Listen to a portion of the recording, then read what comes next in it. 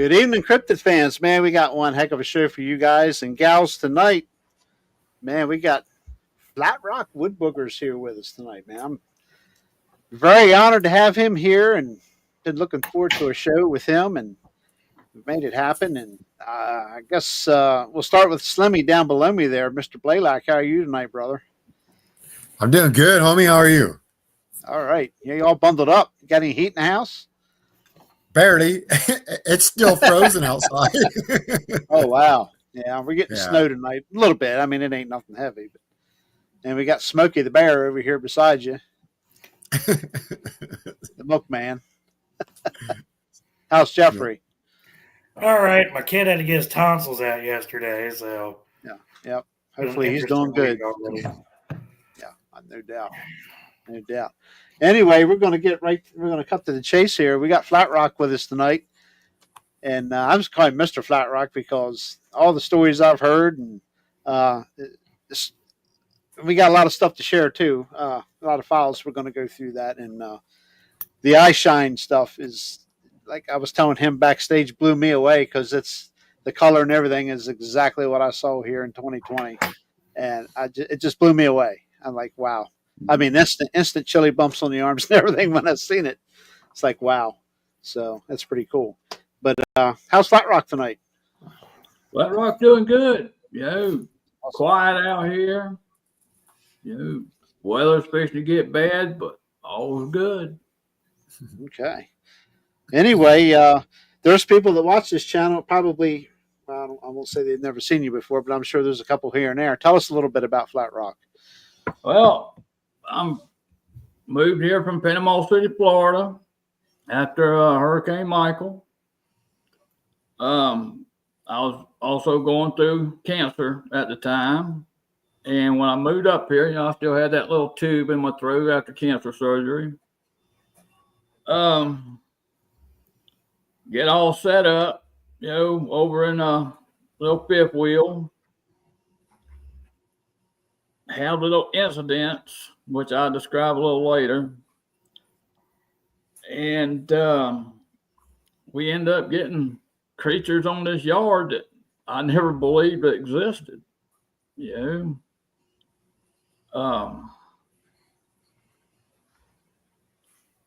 you want me to start from the very beginning on how it all started? I'll go there. It's all about you, brother. Go right ahead.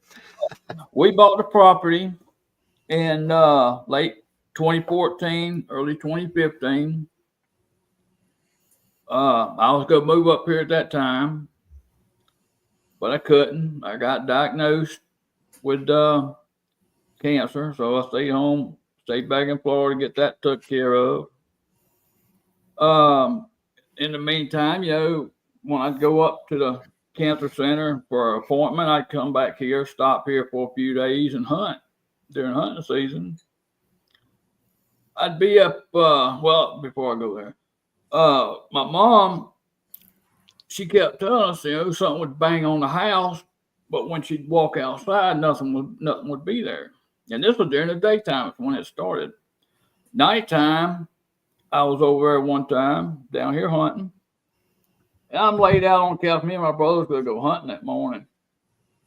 And, next thing you know, bam, bam, bam. That's the first time I heard the banging, that she was talking about. And I jumped up. I was thinking it was my brother at the door because I was going to be late for hunting. I got to the door, I'm looking out. It's pitch dark out there. Look out, brother ain't there. And I look back at the clock, it's still around 3 o'clock time. So, everybody's wide awake from that hit, which kind of weirded me out, thinking somebody's there in the yard hitting on our trailer. It all makes you, a lot of people know what the game is, where you go hit a house, haul butt, or ring a doorbell, haul butt, hide. That's what we thought it was at first. But, that kept happening. Another time, I was in Panama City, and my mom called me. I guess it's between 2 and 3 o'clock in the afternoon. And she says, somebody's tapping on my window. I mean, this is scaring her. That's the only reason she called me, because this is scaring her. And she's up here by herself at this time. So I said, Mom, peek out the blinds and see who it is. I mean, her dogs are just going crazy in the house, you know. And she says she was too scared to. I said, Mom, look out the window, peek out the window, see who it is. And she refused to, but whatever it was, kept tapping. Then it banged. And I'm listening to this over the phone now. I mean, it was crazy. It was scaring her real bad. But that went on for about an hour. And when it finally stopped, you know, she collected up her dogs, got in the car, and she hauled back to Panama City, you know, for a couple nights. And she decided to come back. But my brother, him and his wife come back up here with her. They got him a little trailer to move up here. And that way my mom wouldn't be alone no more out here. Mr. Bobby, who was my mom's boyfriend at the time, moved up here. And, you know, that way we knew my mom was safe. You know, we had people there. And the whole time, you know, we're thinking it's either kids playing or hunters trying to run us off the property. That's what our thoughts was the whole time. I mean, during this whole thing, before we actually seen this critter, thought it was hunters or kids, you know, playing games. But once I got here, no, let me go back again. I come up here to go hunting. I had me a tree stand, I guess about 50 yards in the woods where I'm sitting now. And this is late afternoon. And next thing you know, I'm hearing taps just enough so I can actually hear it. You know, you can hear that tap, tap, tap. You know, and then you'd hear it from the other side of you. Tap, tap, tap. And it went on 2 or 3 times. And I guess about 10 minutes during the tap, something big. You know, I thought I was going to have me a big old buck, you know, when this was happening. So I'm thinking just the tapping, woodpeckers or something. I'm not correlating Bigfoot with any of this stuff. But something big was coming up this ravine. And some of the people in your chat has actually seen that ravine, you know, that goes down in there, but it was loud. So I had my gun set and ready. And whatever it was that come up that ravine just stopped. Tapping stopped, and whatever was out in front of me just stopped. You know, nothing, no deer come in, no more sound, nothing. So I'm just sitting there, you know, I guess 30 minutes. Finally, I said, the heck with it. I come on down, went on to the house. Nothing else happened after that. The next thing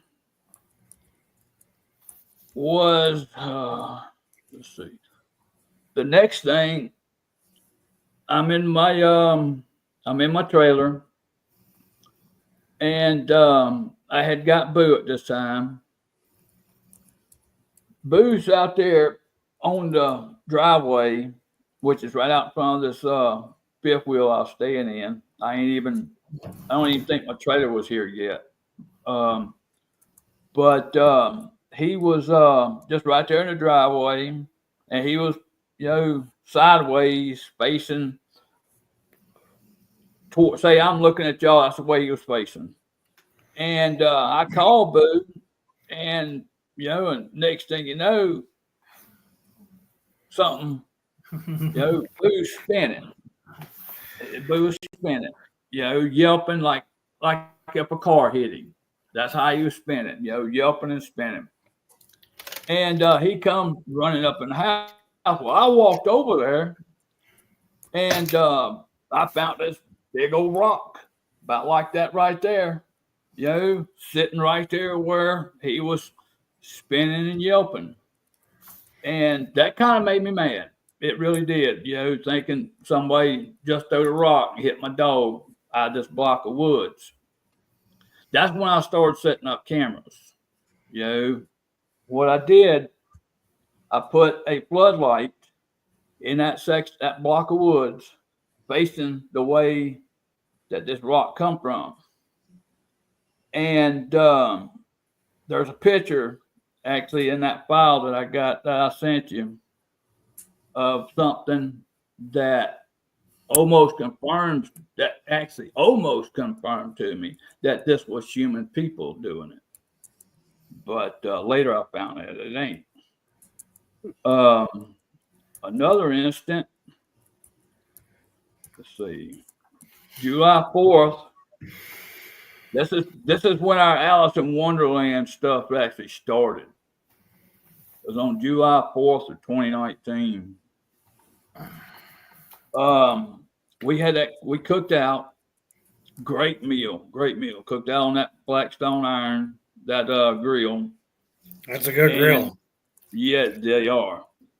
But we all ate, sit around, bull crap half the day, and before it got dark, we all come on back to the house. I'm still in the fifth wheel, not in here yet, but my home's here, but I'm still not in it yet. And Bob calls me, saying somebody just walked through the yard, and he said it was a bigger guy that walked through the yard. I believe that's exactly where a bigger guy walked through the yard. So I grabbed up my gun. He got his gun, and we went looking for him. Never could find him. So we walked back up on the back porch where we just, got through cooking out earlier in the day. And I was asking Bob, what do you look like? All this kind of stuff, if you could tell. And all you could see was a silhouette, walking through the yard. So by the time, while we're talking this a little bit, it was just real quick, I started hearing some rustling off to the side where I captured a lot of my stuff at. And I said, Bob, did you hear that? And he said, no. And then about the time that, more rustling started. So we got back down off the porch and walked over there and told him, hey, we know you're in there. Come on out and get on out of the yard. And nothing was said. Said it again, nothing said. So I finally said, well, if you ain't going to come out, go on through the woods, get out to the road, don't never come back through here. And about the time I said that, Bob shot a bullet off. And that actually scared me too when he did that, because that was unexpected. But we all went back home. I went to the fifth wheel. Bob, he was living up front. Now, this was a different Bob. This was a friend Bob, not my mother's boyfriend, but a friend of ours that lost his stuff in Panama City too. And he was the one, he lived up front where my brother's living now. And but anyway, that night, something had come out, from behind, came in from come out in woods, out this block right here, got in behind my mom's house where all this started. Start raising all kind of hell back there. Just totally belligerent stuff. Almost like, that audio that I played a lot where this thing's banging on my house and yelling, screaming. That's a lot of what it sounded like. You could hear stuff being ripped up back there. You could just hear just crazy stuff. Nothing human though. Nothing human voice. No words I could understand. Just wild, crazy yelling. That's the best way I could put it. But I'm by myself in the in that fifth wheel. Mom, she's not even in her new home yet. She's still in her old home that was in front of that home. But whatever it was, never come around that trailer to where I could actually put my eyes on it. So that day passed. I mean, everything was reported. That day that passed, and just seemed like everything just calmed down for that rest of that night. I started putting recorders out back there because Mom still had a lot of stuff on her back porch where her new home was. Getting ready to go inside the house. And, we were afraid whoever was back there was going to come back and steal a lot of her stuff that was back there. That's what we actually thought that was going on as well with this stupid stuff. But again, we're thinking people trying to run us off the property, or crazy meth heads out in the woods. Nobody knew. There's one thing that we did find out. The reason I say meth head, Mr. Patterson, who lives up on the straight across from us, up there close to 31, he had told us that there used to be a real bad element in this area. And, and so that's why I bring up about the meth stuff, because that could have been a thing as well. But I thought myself mostly just hunters trying to run us off this property, because this is prime hunting property. There's no ifs, ands, or buts. It's a prime hunting property. Sure sounds like it. It is. I mean, there's just so many deer, turkey, hogs, just any kind of wildlife you can think of is out here. No bear. Now, we have seen bears twice now, a cub and a mama, and that's about all we've seen out here. To get where I've seen my first sighting, I was on my mom's back porch, and I'm sitting back there smoking a cigarette, and I'm hearing Mr. Bobby working on the cook shack up front. And I look over to my left, and there's this big old black thing standing there. And it just looks like a big old, just black. No, I mean, it had shape, but it's just black. I couldn't tell what it was. It was black. And so I'm looking at this thing, and it just starts turning slowly. I'm talking slowly. And finally, when it got looking at me, I don't know if it was fear, surprise, just total shock, what it was. All I could do was just drop my head. I mean, I could just drop my head. This thing was the biggest thing I've ever seen in my life. I mean, I've been next to a giraffe, okay, with them big old long necks. This thing was huge. I mean, not just tall, but width and the girth of this thing was just massive. And all I could think of was, and I can remember the words I was using. I was just saying, oh shit, at least 4 or 5 times. Just wanting to get back in the house, something between me and it, because they had a straight shot at me. It was behind the bush, except from here, from my belly button up, maybe a little higher. But that thing looking at me, I just wanted to get back in the house. I did. I mean, I had to be scared and fear and shock at the same time, because man, that just I can't fathom it. I mean, you can't fathom something like that. When you don't believe these things actually exist. Yeah. And I finally got up the nerve to get up and get to the end of the house. And I yelled for my brother and my mom to get over here to the window. And about time we all, got there, whatever that big old black thing was just gone. Now I knew what it was at this point. My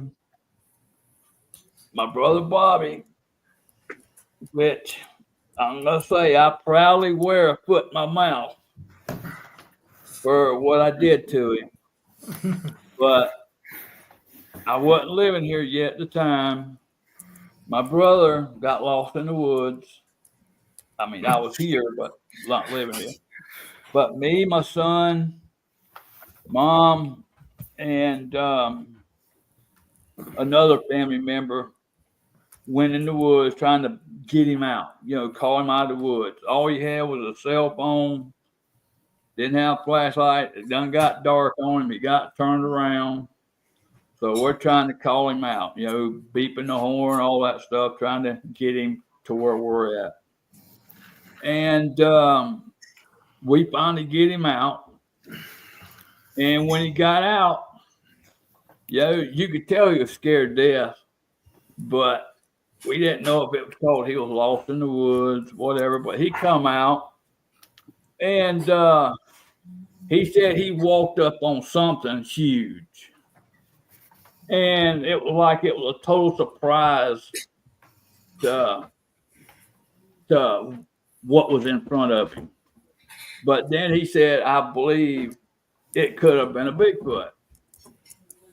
All we could do was laugh, And God, I feel sorry for what I did. And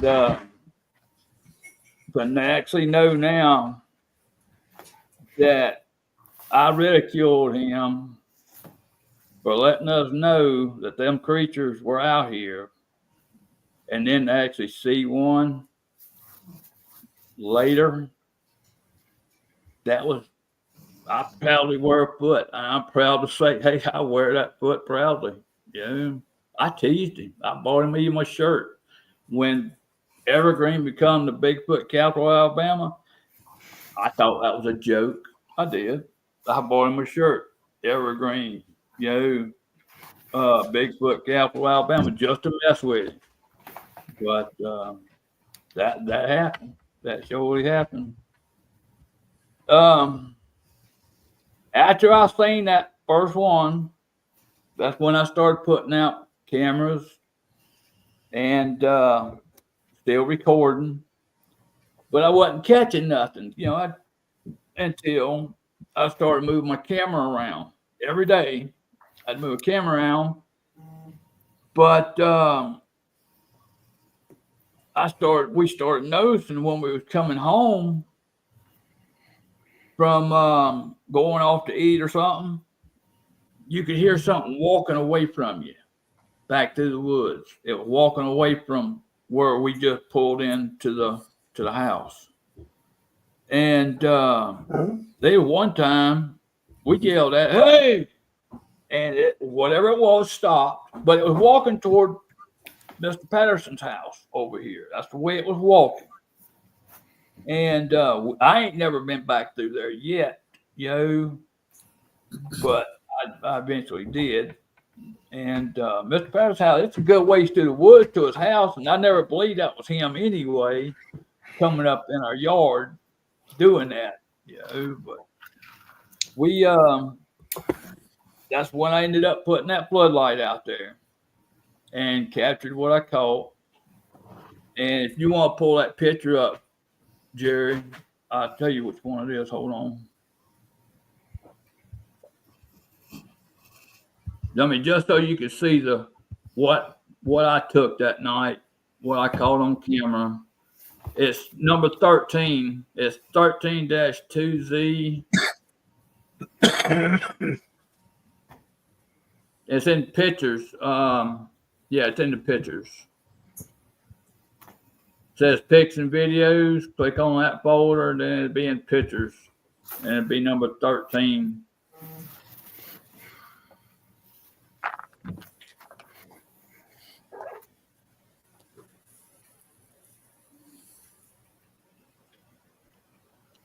No, not that one. That's the one before that one. No, going the wrong way. There it is, right there. That's the first picture I took. Oh, you see that floodlight? The light of the floodlight back there. Now look right here between the trees. Them two trees right here. Look there. That looks like a little boy sitting there, looking directly at the camera. You see it? Okay. Mm-hmm. That's at 2:30 in the morning. We are.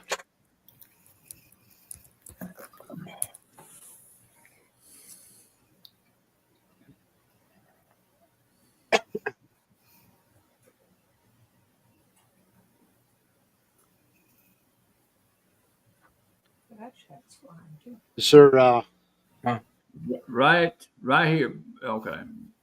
yeah, I'm sorry. Yeah, I You didn't, got it. right here. Yeah, right here. Yeah. You can't miss it. Yeah. I'm sorry. I thought y'all already seen it. Okay. Yeah, it's right here. I mean, that looks like a little boy. Yeah, nose, eye, or Nose. mouth. Here's forehead, if you will. Yeah. Not much of a sagittal crest, but No. definitely a brow ridge here. Yeah, there's no mistaking what Yeah. that. I wish the picture was bigger on the screen here, but let me see if I can. That's crazy, ain't it? I mean, that's 2:30 in the morning. There we go. Yeah, there you go. I might be a little too big. Hold on a second. That's definitely a mouth. Yeah, there you go. Right here. There it is. Here's your mouth right here, or the mouth, nose, some brow ridge here in the forehead. Yeah, that's interesting. Yeah. Like I say, it's not. That's a little bit of a crest there, but not Yeah. super defined. But being young, Yeah. I figured it's a juvie. So Yep. That's one of the first pictures I ever taken, and and that continued with me thinking, we're dealing with kids or hunters out here, not Bigfoots, but yet, I mean, that's nuts. For 2:30 in the morning, and a little kid in the middle of the darn woods, at least a half a mile back off the road. yeah, yeah, not human, Yeah. so to speak. Yeah, that's a really good picture.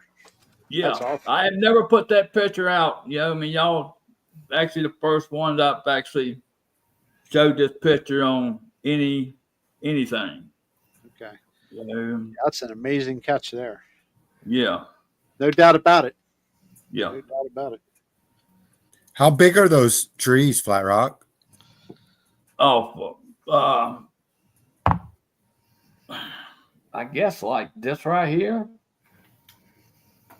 I mean, the big ones right there are like this right here. Bigger than my head. Them right there is about 4 or 5 inches round between them on these two right here. Somewhere up in there. And that big one right there, that's probably about 12 to 15 inches round. Just big old oak trees. Okay. Wow, that's impressive.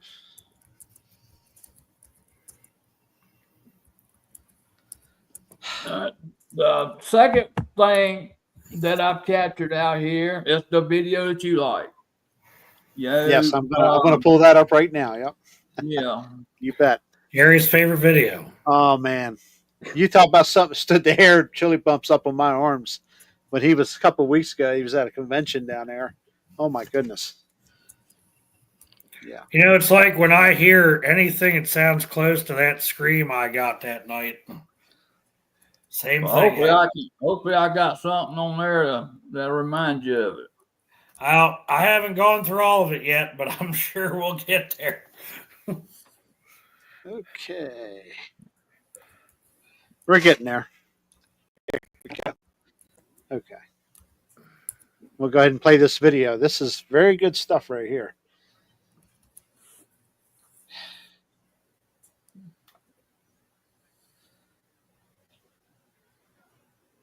The original video is actually 2.5 hours long. Okay. You want to watch right here in this area. Oops, sorry.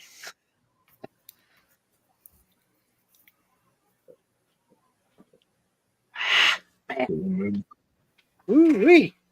All right, sister, go lay down somewhere. Good girl. That's incredible. Right back in here now.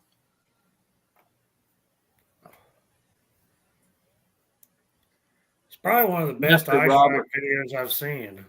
Yes. You know, We're I going to never watch it thought again, the too. video was any good.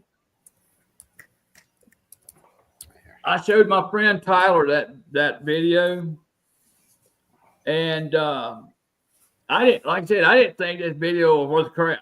I didn't, because it was taken from a baby monitoring camera, and you know, when I used my cell phone, there's how the eye shine was right there. So approximately what, 8 foot? Give Yeah, or take. yeah. And I think that was that old big brown one. What that one was. I mean, you see how close it was to the house. You know, he's just on the other side of that tree right there. And I'm standing at the window when I inside the house took that picture. So that tells you how close he was.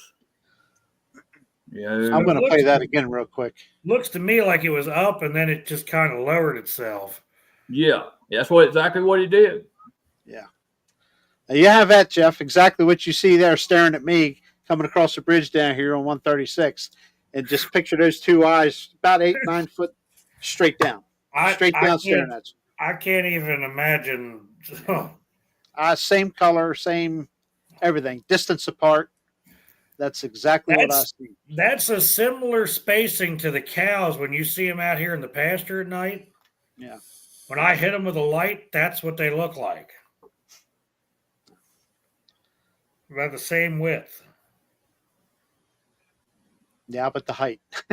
Yeah, the heights. Yeah. Their heads ain't 8 foot. No. And they dropped straight down, staring at me the whole time, and we're gone. You know, it dropped on down in that bottom down in there, where Broad Creek is there. Man, that's awesome footage right there, Flatrock. Now, That'll pump you up real quick.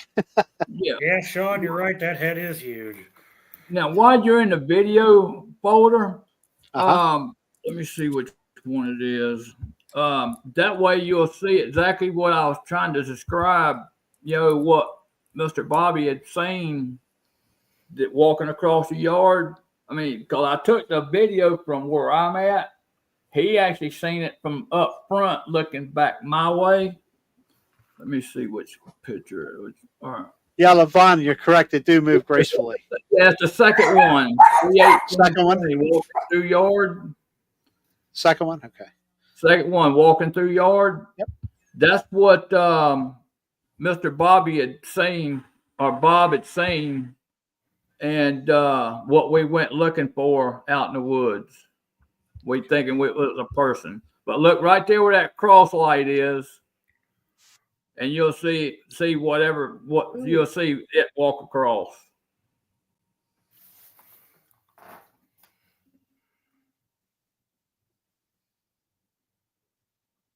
Yeah. Yep. Right there. Oh. Oh, there it There is it right is. there. We had a Yeah. big old head. All right, he's got to walk into the woods, and now he's got to turn my way toward the camera, and you'll see the eye shine of him. But there's actually two of them there. There was actually one of them on all fours, and then that one walking on two legs. There was eye shine right there. Here he comes. Might get rid of that noise. There he is right there. There we go. I think he's got to look one more time, and then he's got to head on back out into the woods. But you see those limbs hanging right there, Jerry? Yeah. Them are the Yeah, right same here. limbs. That's the same limbs off that tree that you just played that other video. Okay. Okay. Yeah. Flatrock, how high is that light he walked under? I couldn't tell you. I mean, that's a light pole up. That see that little dot light up top, left, right corner. Yeah. Right here. That's a pole light. Okay. I'm looking So- right over in this Listen here. right there. Yeah. Yeah. And that I couldn't tell you what that is. How high that is right there, Bubba. Yo. It looks Um, pretty damn high. It is, but yo, if you could measure it from that light pole where his head was, you could actually tell how get a good height of what he was. Okay. Because I'm like I said, I've never researched. Okay, I still don't research today. I bring people over here to do research, and my buddy who's in chat, Tyler Howell, he does a lot out here. There's a group I had out here a few weeks ago. I sent you a link to their what they put up. Yeah, And we called it Awesome Thermal, called Eye Shine at the same time. Called Orbs that I ain't never seen before. Caught some red things in the air as well. I mean, you can actually hear me on the video. There's something red flashing down there, and that's when they caught that red lights. Yes, I have through the phone though. So Flatrock, Scott was asking, do you think it went down on all fours on that one where it was 8 feet up? You talk Close about to the second video? Where you're standing, or whoever that was standing there reaching up to that tree. The one video where the eye shining and it went down. No, I don't think he went on all fours. He squatted, and he probably did go to all fours once he started going down, but he was going down and back, and it's a downhill slope right here. But he started going down and backwards, back toward the wood line right there. How about that? But he ended up, just squatting straight. Let's see, straight that way toward the corner of this block right here to the back of my house. But he was right back there in that little corner, and he stood there for a long time afterwards. Wow. I couldn't tell you how long. All I know is I filmed him for the total of 2.5 hours just right here. Wow. Right here. Wow. Just right there. He was there for 2.5 hours. I mean, it's like he was just frozen, but then you'd see that little step to the side, and he'd stay there, and then eventually he'll step to the side. He was just like sidestepping. He wasn't walking forward, wasn't walking backwards. He was sidestepping. That's all he would do. Sidestep, freeze, stay there for a while, sidestep, freeze, stay there for a while. And that's what he did until he seen that camera bump. When I bumped that camera over twice, that's when he really moved in, got back out of the way. But he was looking directly into infrared. Y'all know what them webcams are? Them round cameras, them infrared lights all the way around it. He was looking right into it, Wow. So when I hear, they hate infrared, well, I'm sitting here, I just filmed what I thought was a bear at the time, sit there for 2.5 hours looking right into infrared, Yeah. I don't know. Yeah. Yeah, Levon asked, could you hear it walking? No. And I was also, inside the house. The way I seen it, I was in here. I was unpacking stuff. Okay. Didn't have curtains on my wall, on my windows or nothing yet. When I was right here at the chair where I got my couch now, I looked over toward my mom's house, which is straight across, and I seen this light, that was between mine and her house. And I know there's no light there. So I'm looking at it, and I guess a minute or so later, it blinked. You know, you could see it blink, but there was only one.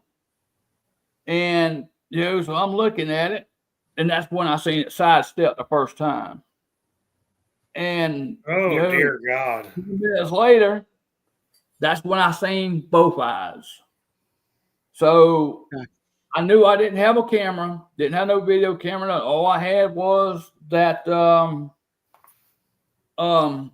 baby monitoring camera. So I come put it in the window and went back to the room. Got the monitor, I put it up, leaned it up, and I set my camera, cell phone up, filming that monitor.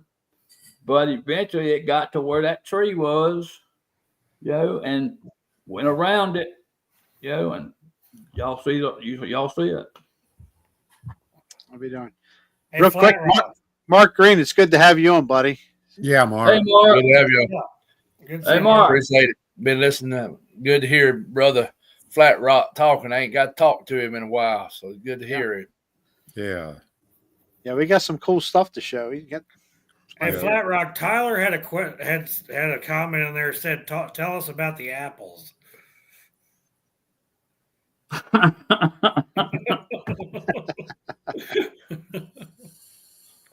All right. That's Just one night, me and Tyler decided to throw apples out back here, okay? Only one night. I think this is what he was talking about. I'm sure this is what he was talking about. But I got my mic. I ain't even built my parabolic yet, so I just got my mic sticking out the window. It plugged into my camera and Bluetooth to my iPad here. And you start hearing something running, you know,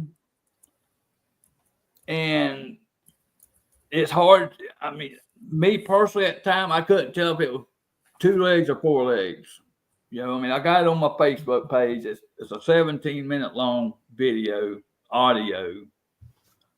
But in the middle of it, you can hear something, you know, clearly walking, and then bite into that apple, and you can hear it just like it's sitting there gnawing on that apple, you know, just like we would, just biting into an apple, sitting there chewing, you know, and yeah, I think that's what he's talking about, you know, but So, that's so the last time. Flatrock. That's the last time we threw apples out there. You know? So Don had a great question for you, Flatrock. Do you guys think that setting the trail cam on time lapse so the infrared doesn't stay on constantly is a good way to catch them coming closer? I don't know. We ain't never put them on time lapse. No. I think the main trail camera that I used, the first one I used was a real old one of them big ones that use the old flash cams. the D batteries. You know, that's what I used first.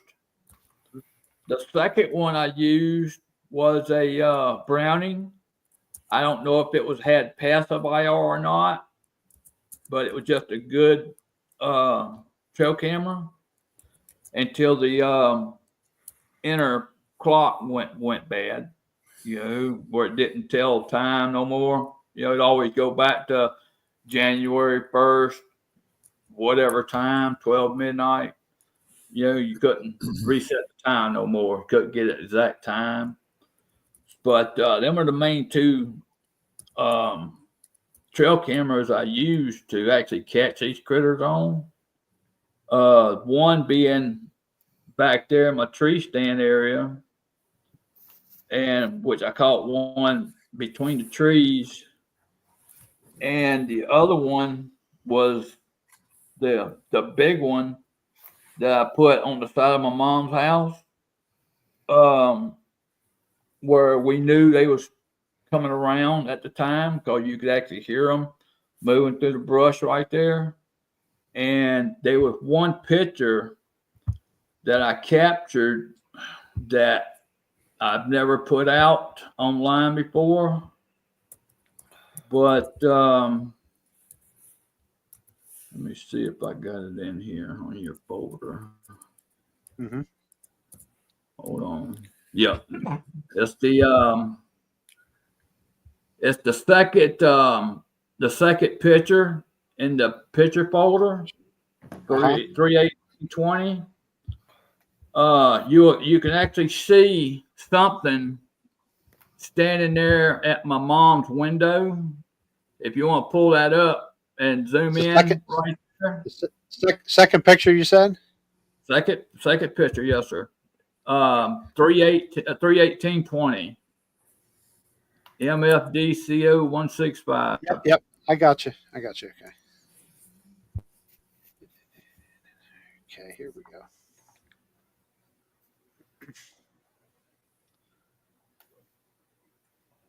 Okay. All right. Try to zoom it in to right there on the side of that trailer right there.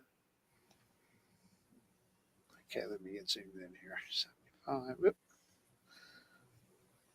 I think you zoomed her in too much, Jerry. That's okay. We're going to get over there. All right, right there. You can see it all right there. See right here, right there looking in the window. See, you see the arm. You see hair going down his backbone. I wish it was a little brighter. I wish I'd have brightened that up for you. And if you'll look even at the knee level of whatever's standing there, you'll actually see a face there as well of a booger right there. Right here. Down some. See that little light, little flash right there. Okay. Yes, I'm sorry. Yep. Look to the side. Look to the side of that, and you'll see the face right there. You got your head on it. Yeah. Yep. Right here. Wow. I wish I'd brighten that up for you, but yeah. But I caught that one peeking around. But whatever that is, looking in my mom's window right there, we still ain't figured that out. Now I'll tell you what. That right there. Look like, yeah, it's an eyeball. I could see a pupil and everything in my picture here. No. That's a whole. We're talking about a whole body. We're talking about a whole body right here. Yeah, I was just saying what I'm seeing right here, though. Oh, okay. Unless it's just fooling me or something. But it is, but that's a whole body and a squatch face right there. I'll send you a lighted up version. When you get a chance, just lighten that up, on your own personal time, and you'll see that really good. Okay. But that's something looking in my mom's window right there. That's crazy. Wow. Busy place. Definitely a busy place, man. Wow. Okay, cool. Let's see what else we got over here. I had a video pulled up before we went to the pictures again. Okay. Yeah, just pull up whatever you want, Jerry. I talk about whatever you pull up. That'd be even better. So Flatrock, real quick. Larry was wondering, have you ever been hit by lightning? Through a phone. Yeah. I was talking on the phone when lightning struck outside, popped the side of my head, and went across the couch. Wow. Yeah. That's the only time I got hit by, any kind of lightning. Yeah, have I been bit by electricity? Too many times. When you're a welder, you grab one of them things when it's raining outside, it's gonna bite you. Oh, yeah. Like grabbing an electric fence. Yeah. Let's check this out real quick. This is either, you said eye shine, you wasn't sure, an orb, or woods. Yeah, that's either an orb or eye shine. I mean, that thing sit there for 40 damn minutes. It never blinks. It's just there. And there's nothing back there for 2 miles. Nothing. No houses, no structures, no nothing. That's 2 miles till you get to the first structure where that camera's pointing. But yet there's a light right there. I don't know. And it just, like I said, it stays there for 40 minutes. That's how long the footage is 40 minutes. And it never moves, never blinks. It's just there.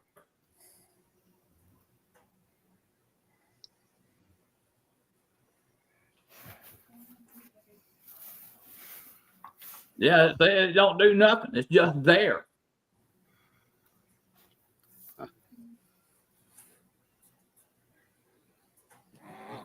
That's interesting. And there's, like I said, nothing for 2 miles where that camera's pointing. I couldn't tell you what that is.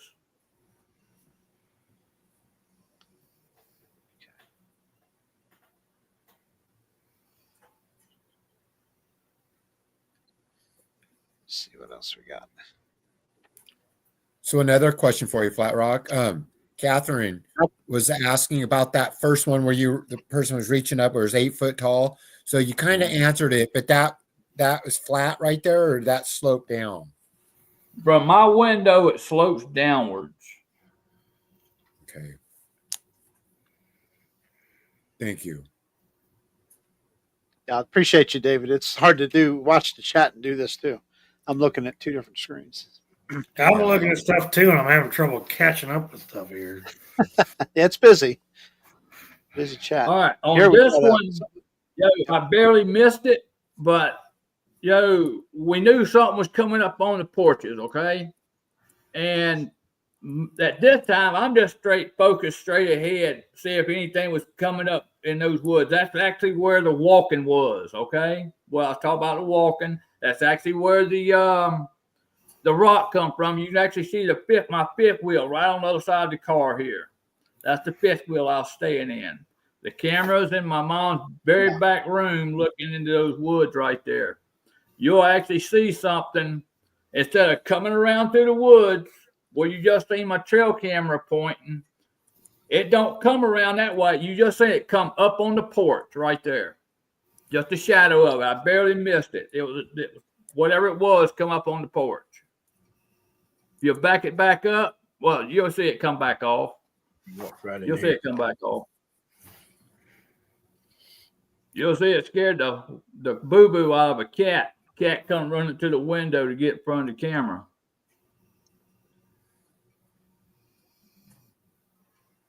But it's up there on the porch stealing dog food is what it's doing. Okay. Hey, Jerry, Yes. did you get that one from Don Moore about the infrared? Yes. Yeah. Okay. Yeah. Wasn't sure if Yeah. you caught that. Laylac. He asked another one. He wondered if that one that were set there for so long, if that might have been an orb associated with the cryptid presence. That's kind of interesting. All right, here, when you see this cat, you'll see that thing come back off the porch and run away from my camera.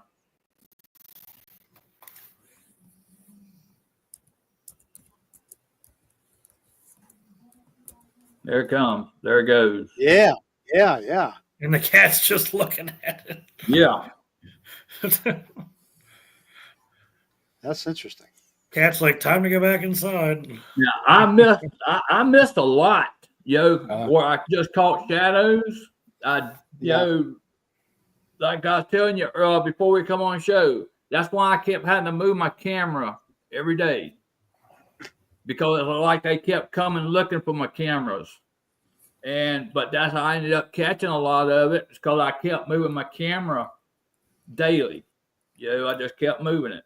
Yeah. All right. This is Watch walking up that the window. Yeah, watch that window right there, and you'll see it come onto the porch, walk in front of that window. Go ahead and move it on to 2 minutes, Jerry. Okay.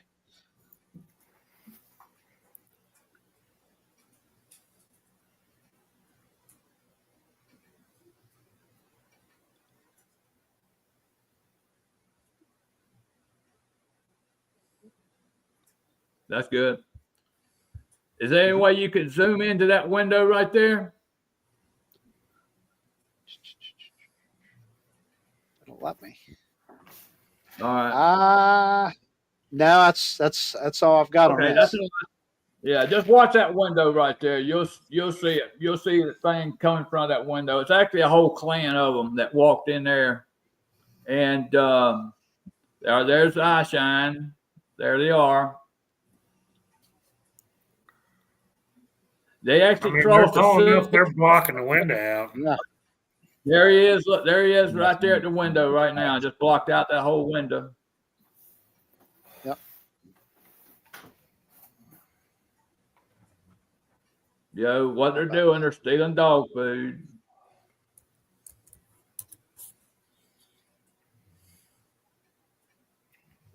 Yeah. But the reason I point that, see, that's Bob's house up front that I was telling you about. The one that actually seen that one walking across the yard. The reason I pointed my camera, toward his house, and that's the woods right there that these creatures were using to go from one block of woods to the other block of woods. And then behind my mom's house, a day or two earlier, he said he heard something either bang on his house or throw cut wood onto his house. That's the way I guess he put it. And that's why I pointed my camera toward his house. And that's how I actually ended up capturing this. Okay. Yeah, you could definitely see the movement in the eye shine back there. Yeah. What time of night was this, Flatrock? I got it on my main video. On the main video, not that when it on clip. Let me see if I got a time on in there. Let me get to the videos. I had to go to the original video, Mark, but yeah, we were asleep when it happened. Okay, so it done got on up in the later night. Yeah.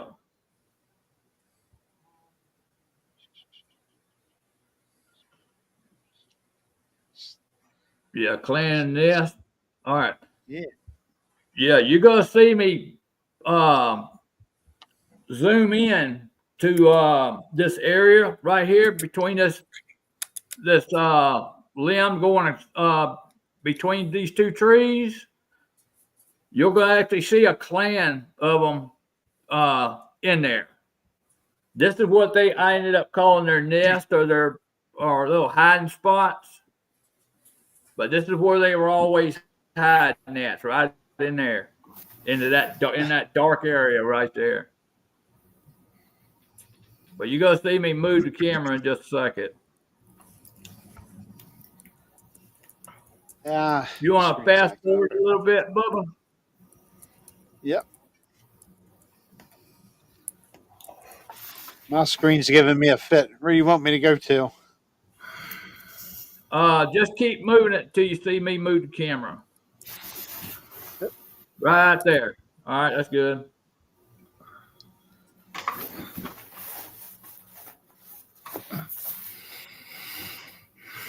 All right, I see them now. I see them from when I'm sitting on the porch. I already see them, and I'm trying to get the camera over there to them without them moving. I'm going to zoom in some more on them.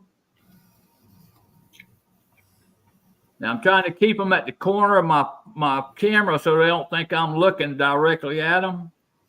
All right, that's where I'll stop it. All right, pause it right there, Jerry.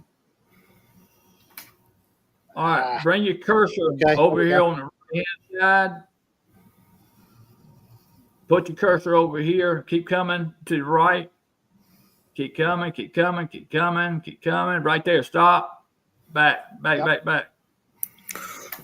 I'm trying to point them out to you. Come on back left. Keep coming. Right there, stop. Yep.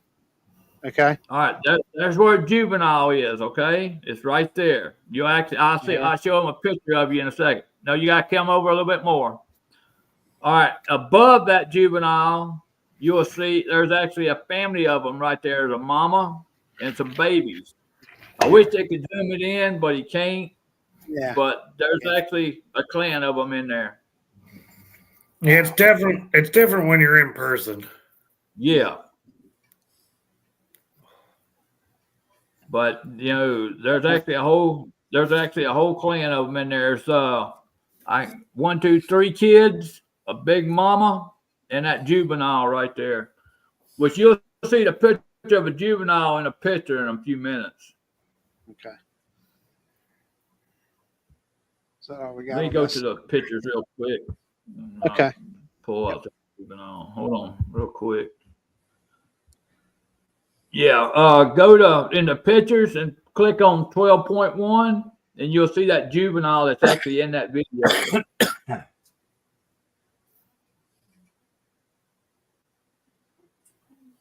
12.1 right there. Yep. That's the juvenile right there. That's in that picture. Right there. Yep. See an eyeball right there. Yep. Wow. Everybody see that? Yep. There's no doubt what it is. You can see it. Definitely a face right there. Yep. Go to 9.1, and you'll see some Bigfoot children there in 9.1. 9.1. All right.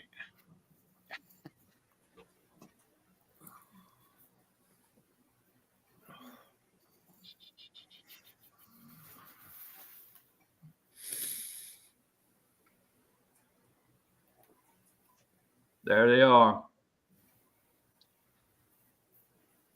Just a little larger. You see my little blue mark right here, pointing at one of them's face right there. Here, yeah. There's a couple of kids right there. Wow. White face that one we talked about. There's that gray face, exactly. Yep. Mm-mm-mm. Looks like there's a couple of faces in there. There is. Oh yeah.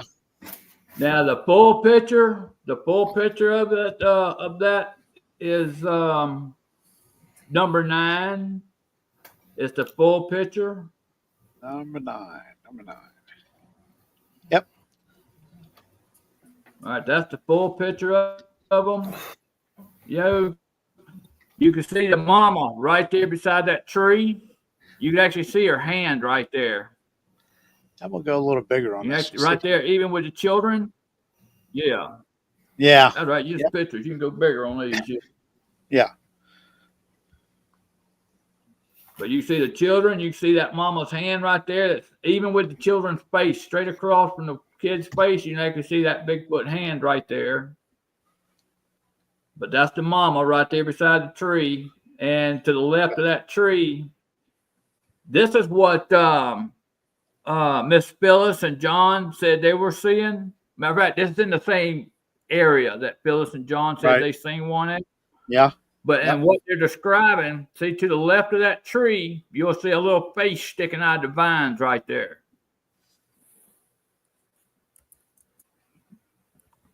Come left, Jerry. Come left. Right there. Stop. Yeah. You got your cursor right on that face. Yeah. That's what they're describing right there. Okay. That's exactly I what see they it. described.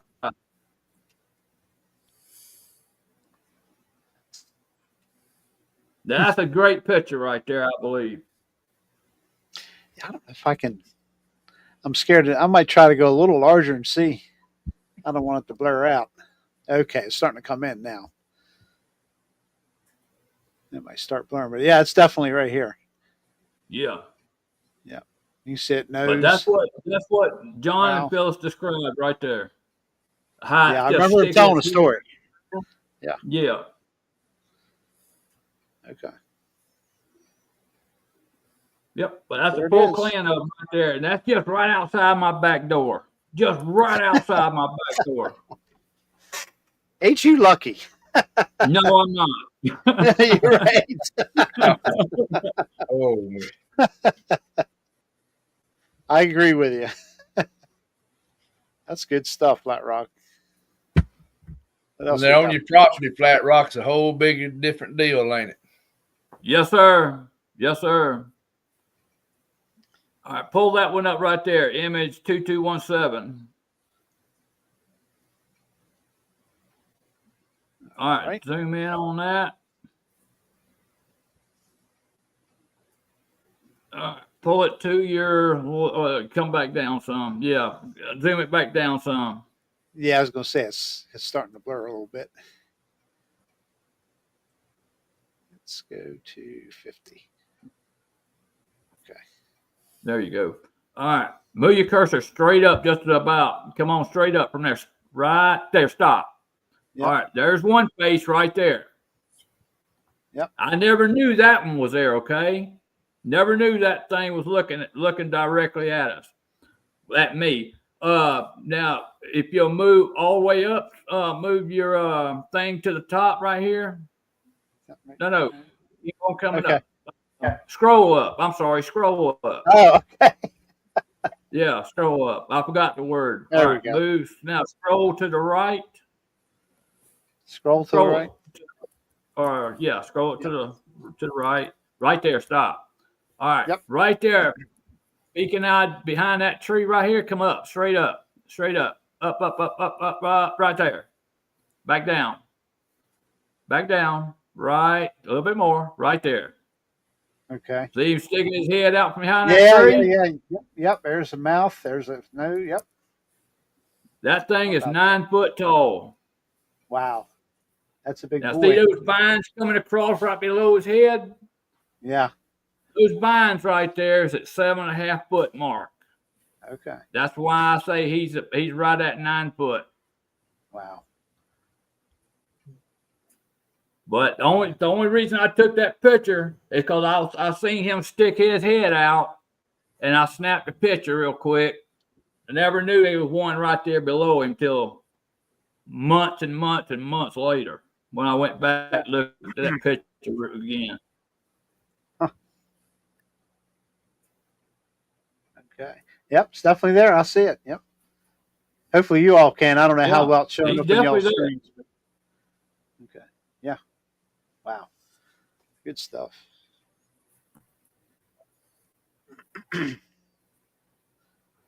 Man, we covered a lot. We've only been on an hour and 9 minutes, guys. That's pretty good. That's some good stuff here, man. Heck yeah. Yeah. What else you got here, Flatrock, you want to see on the pictures right. while we're here? Go to the next one. You go to the very next one. Photo November 12th, 2021. Yep. That's in my other hunting stand, okay? I had a researcher over here, Keith Bell. Mark, you know him. All right, Mr. Bell, good fellow. We'd actually had a daytime sighting here right before I took this. This is actually a trail cam picture, okay? He was here a few days before this, maybe a week, when we had that daytime sighting. This one that's in between this tree where I got the red mark right above his head. That's the same one we seen that day when he was here. Same one. But you see me and it. You see actually the difference in size of me and it. Yeah. It just doubles me. Wow. Let me see if I can't. That's at 88. I don't want to blur it out.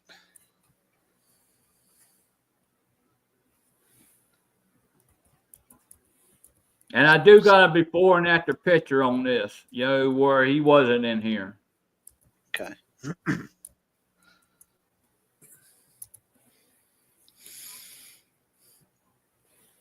That be September 15th? This one here is hard to see, the September 15th. That one's actually hard to see because he's in that dark area back there, but I had to point toward him. You can actually see the top of his head, how girthy he is. Yes. Yeah, right here. His head. See how girthy he is. Yes, he is. I mean, yeah, he's thick. I mean, Wow. thick. But that's right there in my backyard, at the corner of my yard, at the corner of my before the woods start again. But he's just inside the tree line. And I don't even know how I even pulled that picture out because it's just dark back there in those woods. Even during sunlight, it's still dark back there. I mean, it's thinned out now, but back then it was thick. But there he was, just sitting there watching. Yeah. Blackie's asked if PTSD is a thing with all these experiences. I would say Yes, so. Yeah. I mean, because when you go outside, I mean, even my dog, before my dog comes off that porch, okay, he's Right. gonna sniff the tree on both. He's gonna sniff out both tree lines before he goes off this porch. And I don't know if dogs can have PTSD, but he damn sure knows, he's gonna smell those wood lines before he goes off his porch. Okay.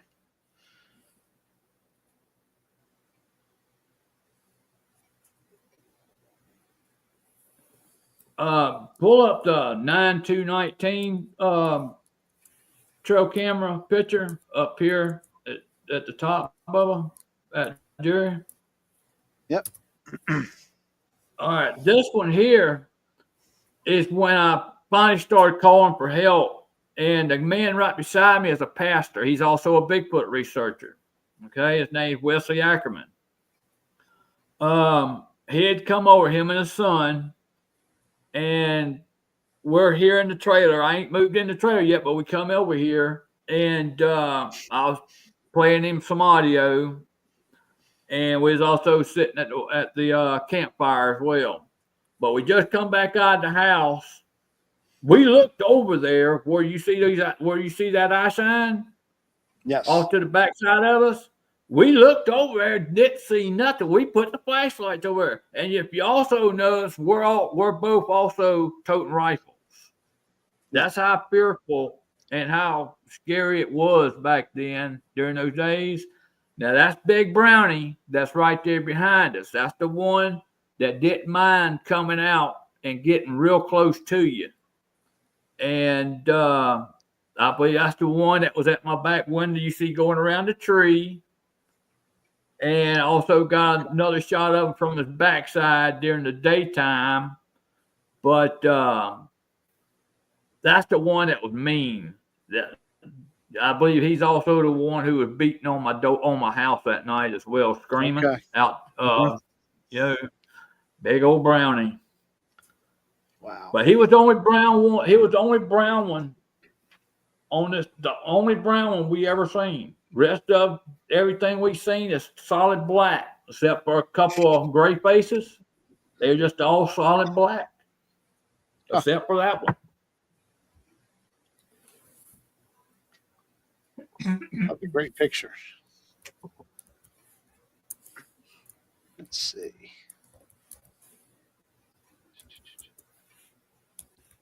If you go down one, go back down. Go, keep on going. Right there. No, go back up. Go back up. Up. Right there. 5/18/20. All right. Y'all seen this one before. I took this picture out my window. There's two of them just looking right at me. That was looking straight across my driveway out my fifth wheel. And that's where I took that picture. You see both of them. One's got eye shine, the other one don't. Yep. Why? I can't tell you. Yeah, I see the eye shine here. Yeah, and you don't on that one. Clearly nose bridge here, eyes, sockets. Yeah. Yep, nose. You see that widespread nose? I don't know more, Henry.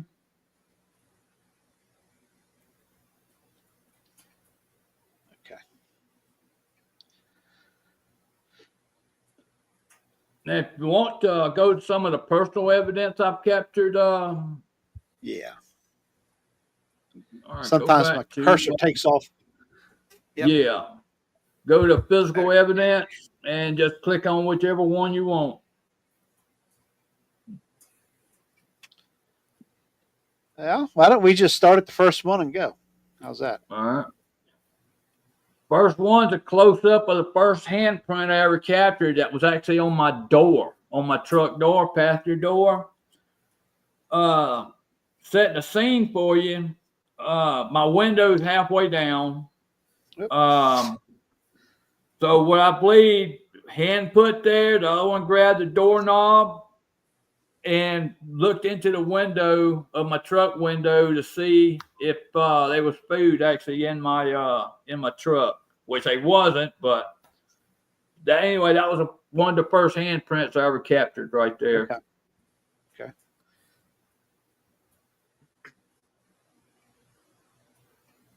Should be able to just go like this. Yeah. That's the other where that's where it grabbed my door handle. Same thing. You know, next picture you'll see both where Yeah, the hole. They know exactly what to do, don't they? Yeah. Grab a hold of the You door can handle. actually Look at see that. both, where they put their hand and grabbed the door handle and looked in my window, to see if there was food in there. Is there anything on the glass? No, just okay. No, Just That was the footprint it left that night. The one that went behind the tree. That's the footprint Okay. that we found out there where it squatted down. Yeah. That's what it left right there. Pretty sizable. Yes, sir. Yeah, big old boy. All right, this is my fire pit. If you'll zoom in and right there on that where it scooted stuff over at right there, what it had done, it used a stick, pulled all that trash over where there was food up underneath all that trash, and got all the food that we throw out in the burn, moved all that over to grab the food. But you can actually see the stick where it's sticking up right there, holding all this back. If you'll zoom in a little bit, then you'll see a stick sticking up. And you'll see it's holding all that trash back, to where move up. It only gives me so many choices to zoom. Now Right my there. picture's You gone. see that stick. You see the tip of that stick right there. Right below the big one, you'll see the little stick sticking up right there. No. To your right. Keep coming. Right there. Yeah. Back. Yeah, I lost You're my. pointing on the ground, right? Right there. Yeah, I know Yep, I can't right see there. it. It's hard for me to see what I'm looking because my screen just went black. Oh, okay. Okay. Yeah. You might be in trouble here, guys. I'm sorry. Uh-oh. Well, let me try to do it this way. Wish me luck Does that end look like it's sharpened? with here. You talking about here, Jeff? Now I don't know. Yeah. I think we put that there, but that other stick that's down in the pulled over, that's got all that trash pulled over. That's what's holding all that over there to where they, got the food off the bottom.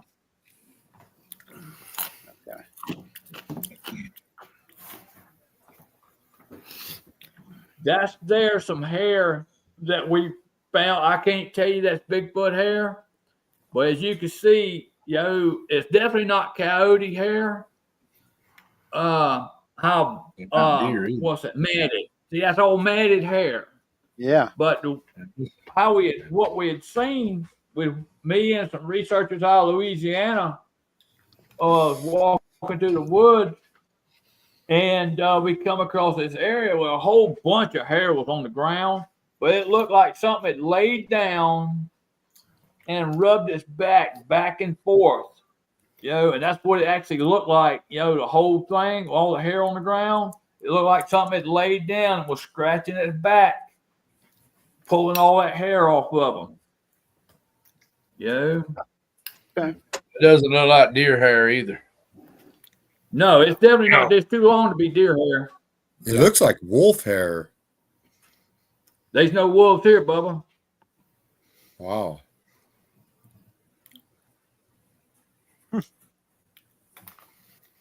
Definitely not coyote neither. We found Yep. that out. Now that's a handprint. The handprint that we found later. That was left on the porch. That other handprint that I had found is that from the top board. That's the second hand that was there that it had left, which I never knew it had left. Stacy Brown ended up finding that when he come over and collected that first handprint that was left on the porch. Right. But yeah, that was a second handprint that was left there. You can actually see the grease still from that thing's hands. I see there's some zip lining going on in chat again. Okay, next, what we got here? Oh, boy. There's a baby handprint. That's a baby there, guys. A baby. You'll see my hand compared to that in a few seconds. Yeah, right here. I mean, that is little. Now, if you move up a little bit more, you'll actually see the Yep. heel print where I think what it did. Yeah, that was it with my hand there. Put my hand back to I'll just Yeah, I'm trying. Stop now. That way you can see how small that hand does. But anyway, there's a heel print there as well. What we're thinking is it jumped up on the porch and jumped onto another one right there off the porch. That's what we're thinking that happened right there. Huh. You see the heel print right there. Yeah. Right there in front of that hand print. Right here. Yeah, right there. Yes, sir. Yeah, this stupid screen. Hold on a minute. There we go. All right, there's my hand compared to it. That tells you how small that thing is. Yep. Yeah, okay, yeah.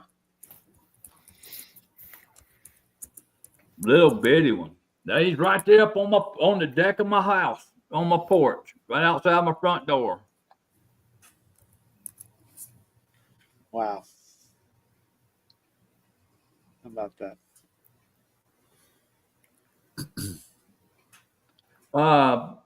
That's some of the stuff they do to trees out here.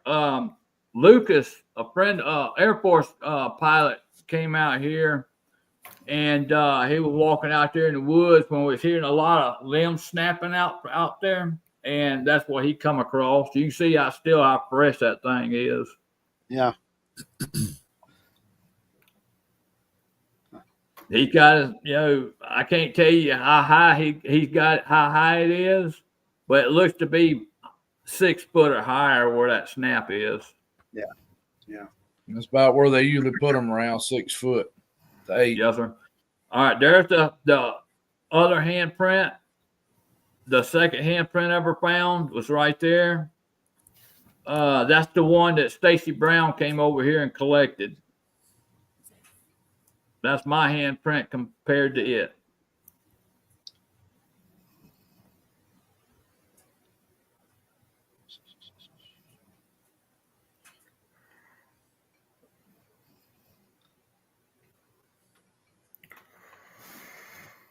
All right. The one that walked across the yard on that video you seen, that was the small one that went across right here. I believe the next footprint is the big ones you seen cross the yard that night. Okay. Yeah, right there. That's the big one. Now, a lot of people think that one's got 6 toes, but it really don't. On the far right-hand side, it looks like a toe, but that's where a rock got pushed, where it stepped on a rock and made that little dip Over down here. there. Yeah, made it look like a 6 toe, but it's not. So you're really starting from here and going across. Exactly. Yeah. But you notice it's got that hourglass foot shape. Yeah. It ain't a Patty foot shape. Patty's human looking, human shape. Them are the hourglass shaped ones.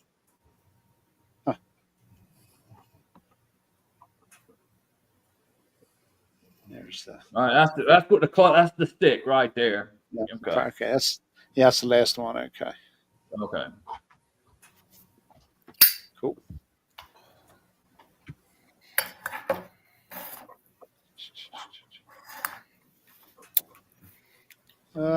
Vocals. Oh, we got vocals. Yes, LeBron, we do find more than one track, but I don't track them out. Right. Flatrock, I've found at least one, and I never cast Jerry, it or anything. I If didn't you even want have to, go to hitting the houses. Go to hit house, Jerry.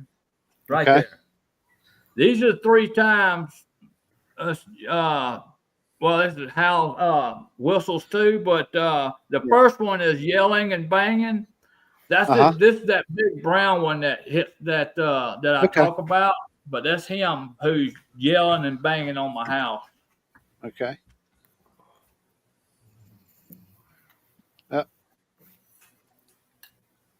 Here we go.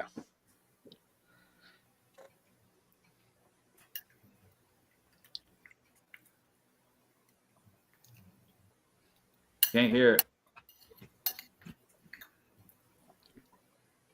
Yeah, Can't hear it? No sound. I can't hear it. Really? Yeah. nothing. I wonder why. No sound, Jerry. Yeah, I don't understand why. I got everything turned on, turned up. That's a shame. Let me look here.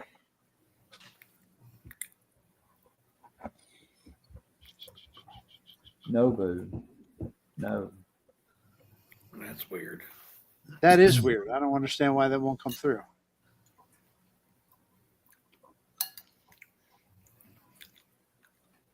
You can't hear I'll nothing play at it. all still. No. I'll play it real quick. Hold on, Bubba. Okay, yeah, I don't understand why it's not coming through. Let me turn on the Should. speaker right here.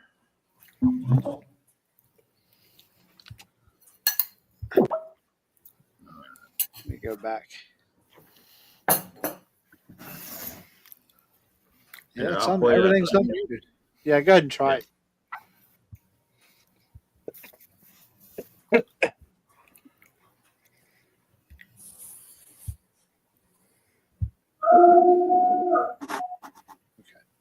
Shit.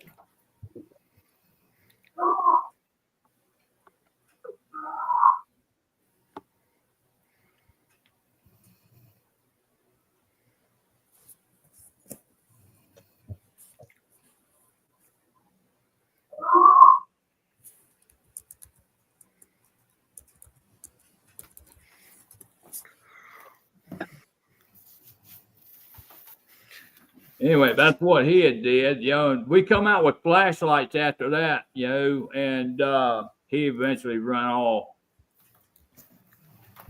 Let's see.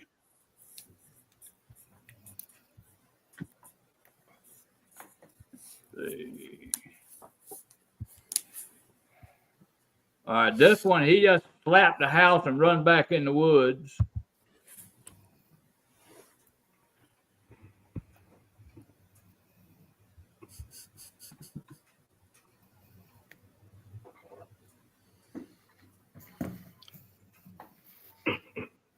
He didn't slap the house.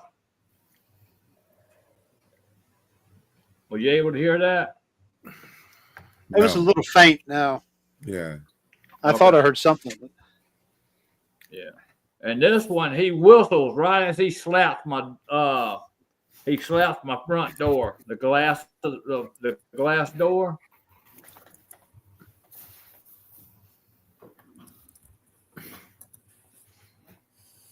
Yeah, that was me eating in the microphone. Sorry. Oh, Sorry, second bowl of bear chili. But them are actually the 3 times I've actually caught them hitting my house. You know, I mean, they've hit my house more than that, but them are the 3 times I've actually caught them do it. Yeah. That was pretty cool. Flatrock, what are you eating over there? Huh? What are you eating over there? I see that message. I done ate. I ate shrimp and scallops tonight. Damn. I'm always eating scallops. I mean, anybody who comes to my house, I usually fix them scallops. Whew. Yeah, I love them. I know what we're doing when I come to visit. Here's a question here before we go any. I don't know if anybody asked. I've been trying to get my stuff to work over here. He could flat, but I don't know. I mean, the sample is Stacy Brown's got the samples, even a hair that's in in that sample. I don't know. I know he said he sent it to North Carolina State University, but since then, I don't know. Yo, I don't stay involved with that stuff.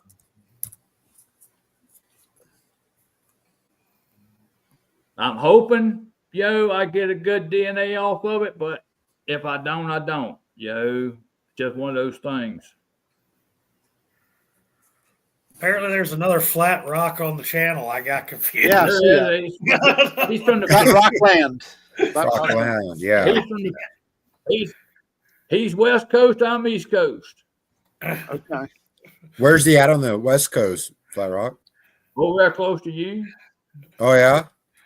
Yes, sir. Nice. Now I'm confused. The Pacific Northwest. Okay. Tacoma, Washington. We got it. Tacoma. Yeah, he's just north of me.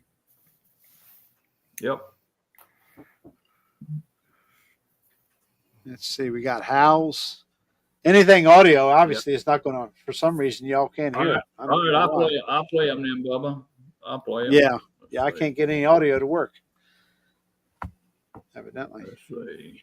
It works here. I can hear it fine. Yeah. Get them up. I mean, let me see if I can present it. Hold on a second. Let me see. Present. Hey, Jeff, let us know if you have any dreams from eating that bear meat tonight. Okay. If I start fighting dinosaurs or anything, I'll let you guys know tomorrow morning.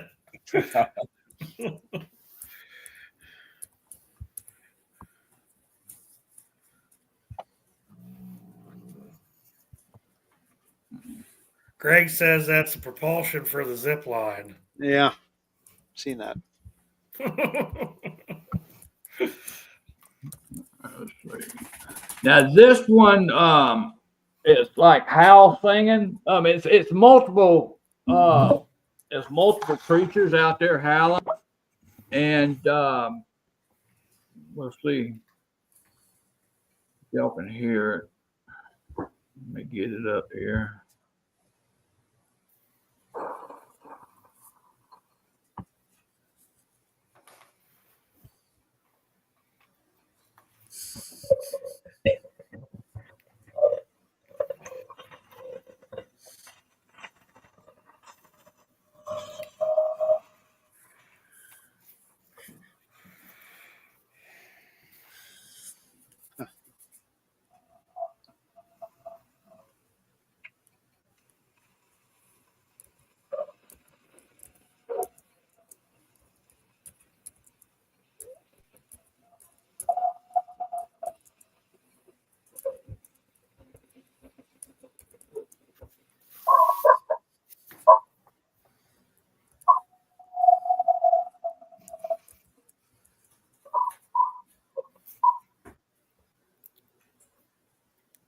Can everybody hear it? Yeah.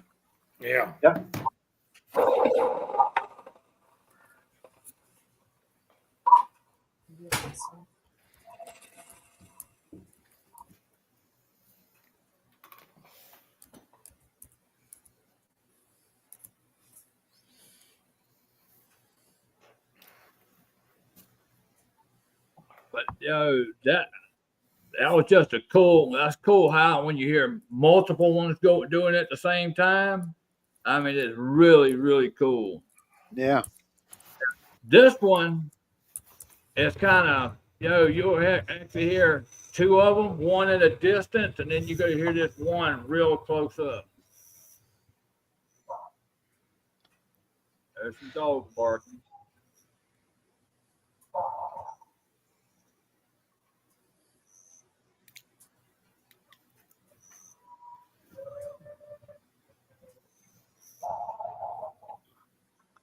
I heard that one. Yeah. Right here's one mush.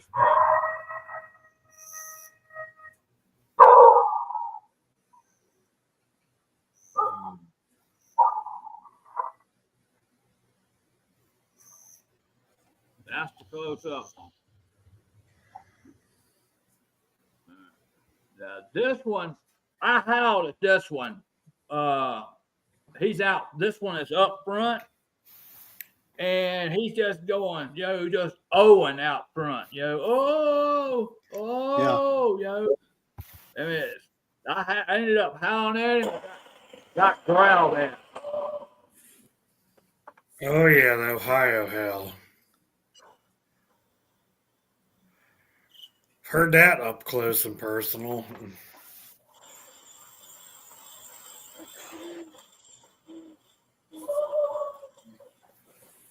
You hear him going, oh. Yeah. Mm-hmm. Yeah.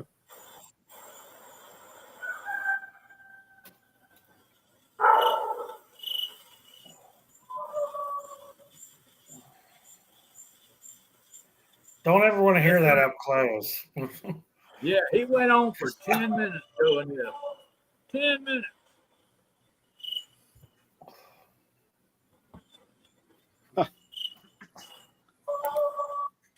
That's all we done for 10 minutes. He was just out there howling, But I ended up, like I said, I get to it, but I ended up there howling at him one time, and I didn't know there was one right here outside my door, right here in the wood line. And that one ended up growling at me, and didn't like that too much.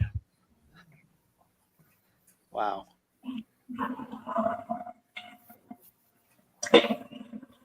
Just got through raining when I recorded this. You can actually hear the water dripping still.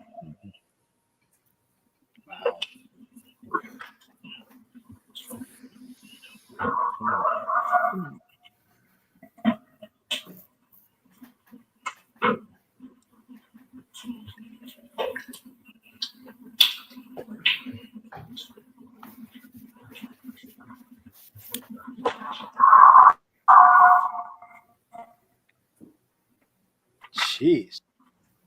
He went on for a while, just kept on going.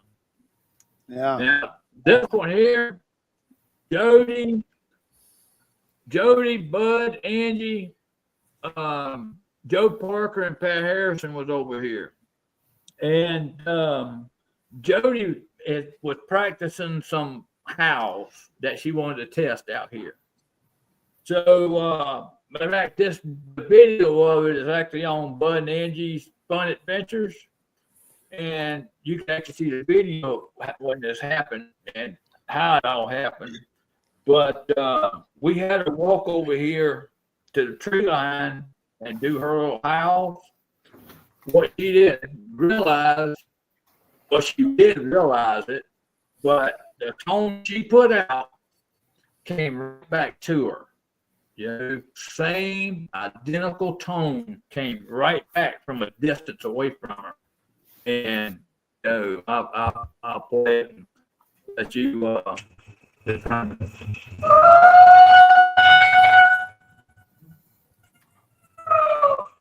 that's Jody.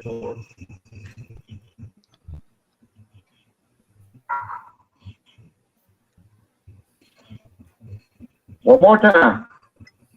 You hear stuff over there? You got them dogs.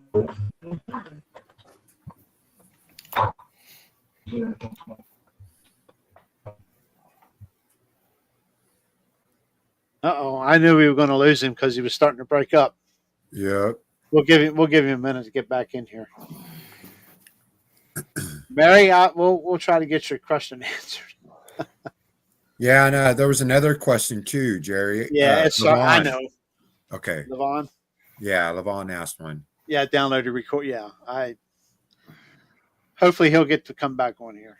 Doggone. One night we're going to have to do a show with Mr. Green when we just have him. Yeah. Mr. Green. Oh, I'm good listening, man. I'm having a good time listening. We got to get you on one night when it's just you, Mark. Shoot, hey, I'm just lucky to be here on a night. Most time, the old way I'd be working. I know now we'll actually be able to nail you down for a night.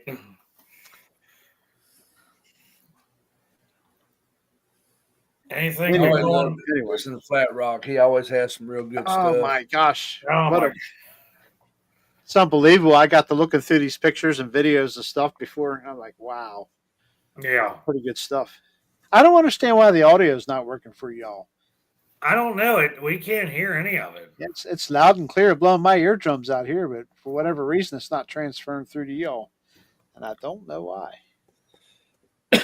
Mark's anything been going on Creepy Mountain this week? Nah, it's been quiet, man. It's been quiet here. I went up there yesterday and pulled out my cameras, and one of my feeders didn't notice anything, or it's quiet as a mouse up there.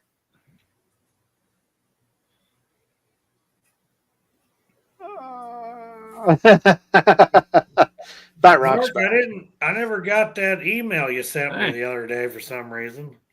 Don't know what happened there. There he is. He's back. There he is. Yeah. Didn't know what happened there, brother. Yeah, you were starting to freeze up. It started to freeze up every so often. I kind of figured we were going to lose you. Let me get back to that one here. Yeah. I'll move it up further.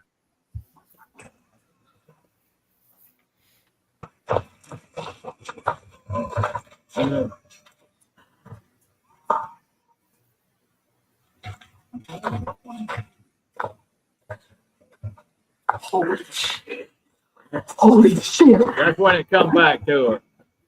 Yeah. Yeah. I can Same hear it. exact identical tone. Yeah, same identical tone. All right, I'll move to a different folder. I'm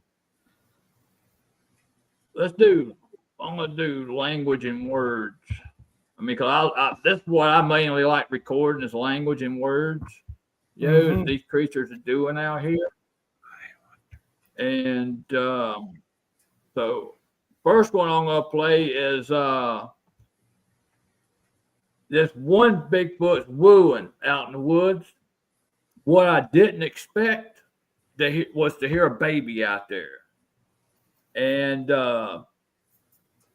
I think this is one of my best audio captures, period. Hearing that actual baby out there deep in the woods in the middle of the night. I mean, that was something else to hear. Just something else to hear.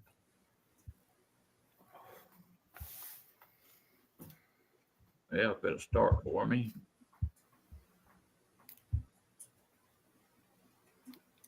Now, why didn't you start? All right.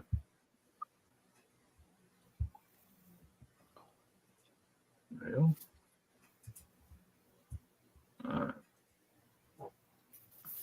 I might have to go to another one until this one gets. All right. I'll have to wait on that one. Something's not letting me open that one up. All right. This one is just one word, but it sounds Native American, is what it sounds like. It sounds like a Native American word.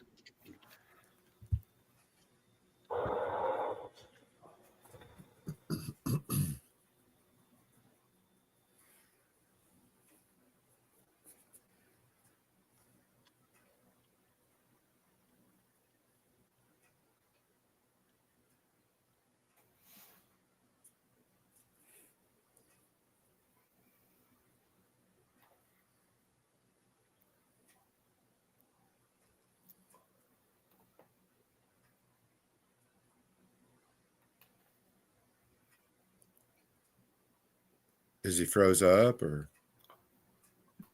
All right. Yeah, Good boy. Yeah. I thought it was froze up, man. Yeah, Tyler Howe. I sent put my email address in there. Shoot me an email when you get a chance. We got a lot of rain in Alabama right now, so it could be throwing Yeah. a problem there. Could be. He said he was going to have some heavy rain coming in on him here tonight. So I guess that's kind of, we're supposed to get a bunch Thursday, I believe. We got snow now, but it ain't nothing much. Maybe an inch. South of here is getting it though. Yeah, this ain't nothing. No. Mark, they closed the school 3 hours early, and the snow didn't start till after school let out. Yeah. Uh Okay. Sound like Alabama. oh. Am I there? Yeah. There we are. Yeah, you're here. I turned off the camera, so maybe it won't go out this time. Okay. God, we are starting to have bad weather out here. I was telling you about that Yeah. earlier. Yeah. So, just that probably We had to what pull a caused- river. Yeah. All right, but anyway, it sounds Native American. It says Husahe Tua.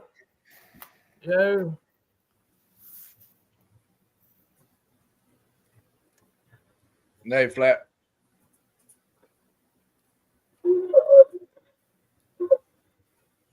Yeah, that there. That was pretty good. That was pretty good audio.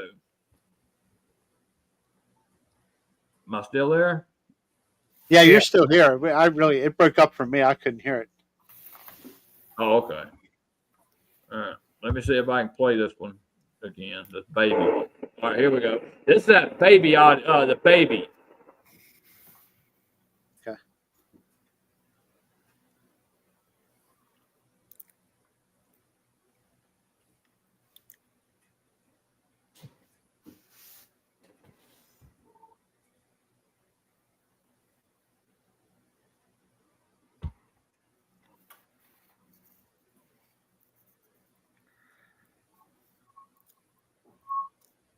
Right there. Wow.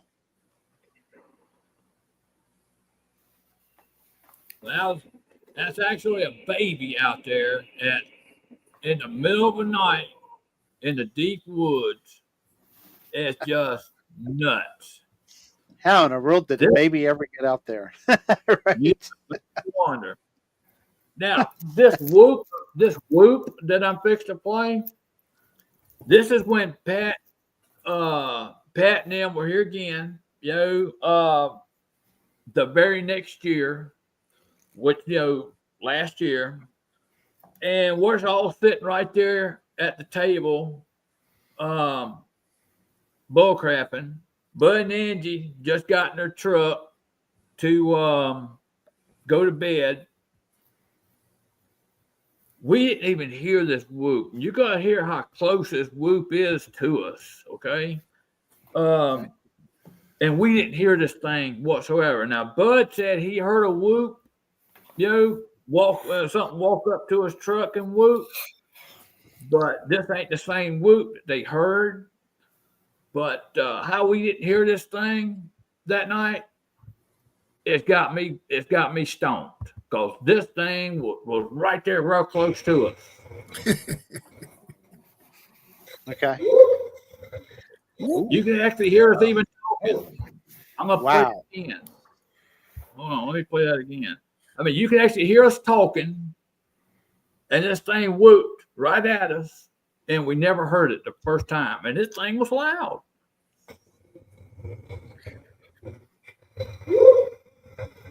That's insane. Just That's right. Holy- That's perfect. great. Yeah. That's Yeah. perfect. Ooh. Wow. Now, this next one is at my bathroom window now. Should be there at my bathroom window, but he's there at my bathroom window, and he's grunting. That's what I call grunt language. It's just all crazy.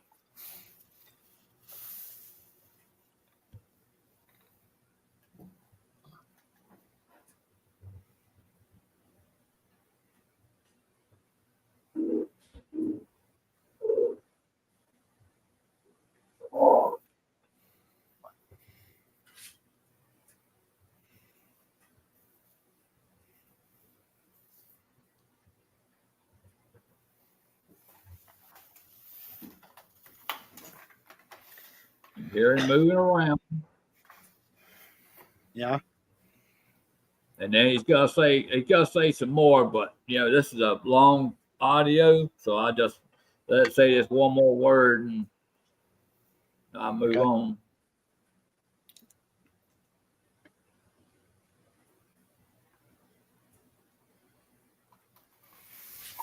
Right there. Wow. It was right there at the bathroom window, man. Now, this is how they mess with our dogs. We didn't understand it, Right. why our dogs would go off for no reason. And we're not just talking one or two or three dogs. We're talking every dog, okay? And you're going to actually hear this creature messing with our dogs to get them screaming out. I don't know if that's what they call infrasound, but they got them dogs going.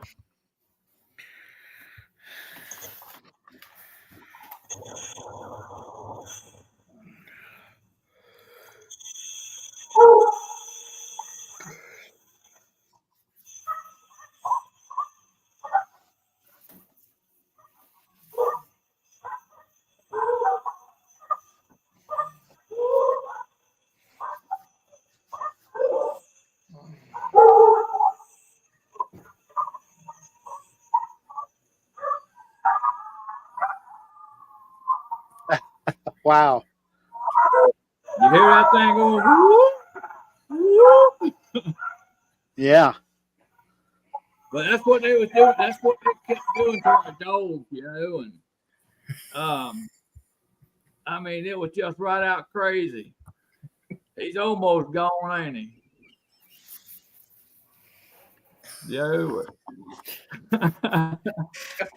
Dang it. Hey, Jerry. But Sean asked a question. Yes. This one here. Yes. Right. He asked Jeff to ask it, but Jeff's obviously not going to ask Well, it. I was waiting for you guys to finish. I saw that. But go ahead and ask him real quick while he's taking. I'll be right back. If he ever felt vibration from the growl, somewhat, yeah. I mean, I'm gonna play that growl in just a minute, and but yeah, there is some type of vibrational feel to it. I can say that much. There is a vibrational feeling to when they growl at you the way they do. Now, shaking wise vibration, no, but there is a vibe of of how they growl, and it just like it just goes right through you. That kind of vibrational feel. Yeah. I'll play that growl real quick, and Okay. that way you can hear that growl. Let me find a folder. Where it is.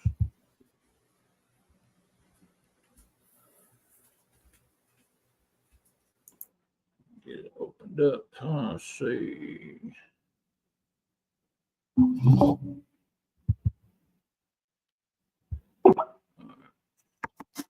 This is the growl when I yelled out my door at that one up front.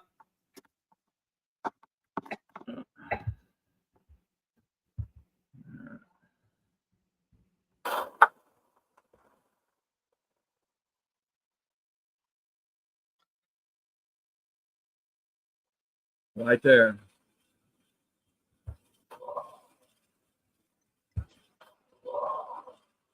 But that's him growling at me. Okay. Yeah. This is another this is the yell. Now I think Jeff had talked about being yelled at. Yeah.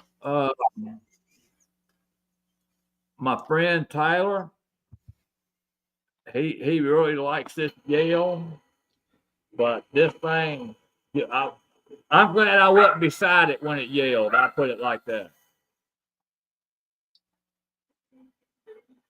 You hear the TV going.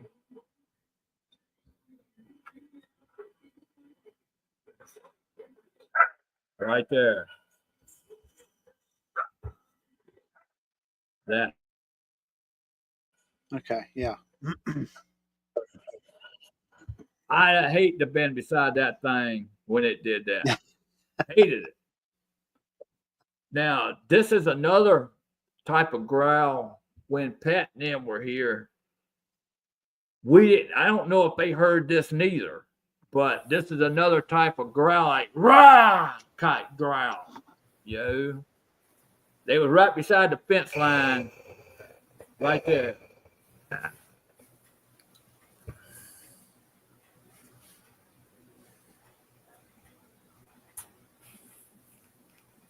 That's another type of growl that they have, yo. To let you know that they're right there. Okay. Let's see. Vocal grunts. So have they ever hit you with infrasound? I'm I assuming you don't- all have boundaries established, so probably not. But just wondering if you've ever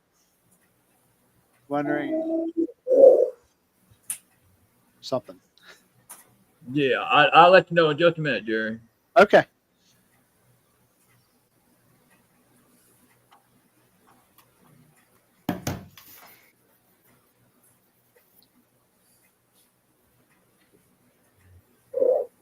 And that's just two grunts that they did. But infrasound, I frankly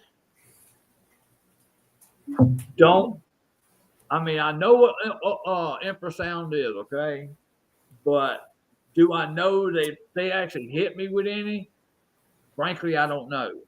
Now, I know I've read the symptoms of what infrasound does, okay? Nausea, upset stomach, headache, memory issues, whatever. I have been in the woods where I have, I suddenly got nauseous, okay?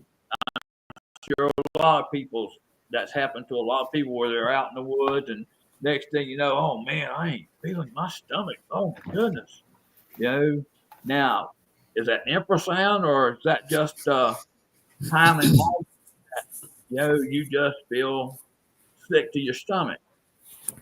I don't know. And that's why I can't really answer that infrasound question because I just don't know. Okay. Boy, he had a hard day's work today, didn't he? Poor buddy. I feel bad. You good, Jeff? Don't wait. You good? But yeah, I mean, I got tons more as you see. Yeah.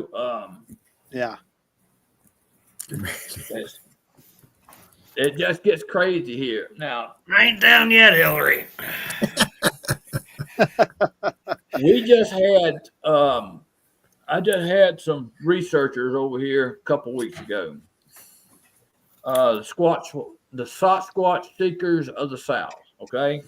Right. Good group, very skeptical group. Okay. There's this grassy area. I call it the high grass area right down the logging road right here.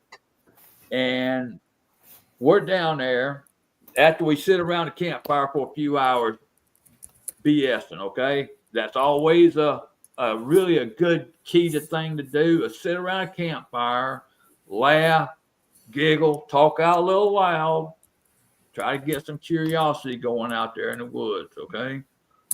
After, I guess it was around 9, 10 o'clock, we walked over there to the high grass area. It might have been even earlier than 9. I don't know. We get out there and we're looking around, got thermals out, and I see a hot spot about a good 60 yards away from us. It's not easy to see, but I can see it. And because it was grayish looking. It wasn't bright white, it was grayish looking. And I'm looking at it, and we're talking, it's below freezing that night, okay? Everything's cold except for a couple of trees. You can see a couple of trees. that's still got a little heat to it. But anyway, I see this shape. It's a hot spot. I said, guys, there's something hot right over there, you know, and I'm looking at it and I'm recording. And I hand off my thermal, get him pointed right toward it. Another guy, another one of the researchers, has got his cell phone going and recording out that way. Well, what it ended up being, this hotspot looks almost identical to a booger, you know, from the waist up, and the cell phone capture shows the eye shine of what looks to be a creature, you know, right out there in front of us, about 60 yards. You could actually see both those videos, the full video of everything they captured that night, and they put a side by side of the video of the thermal video and the eye shine together. It's all on their Facebook page, Sasquatch Seekers of the South, you know, at Flatrocks.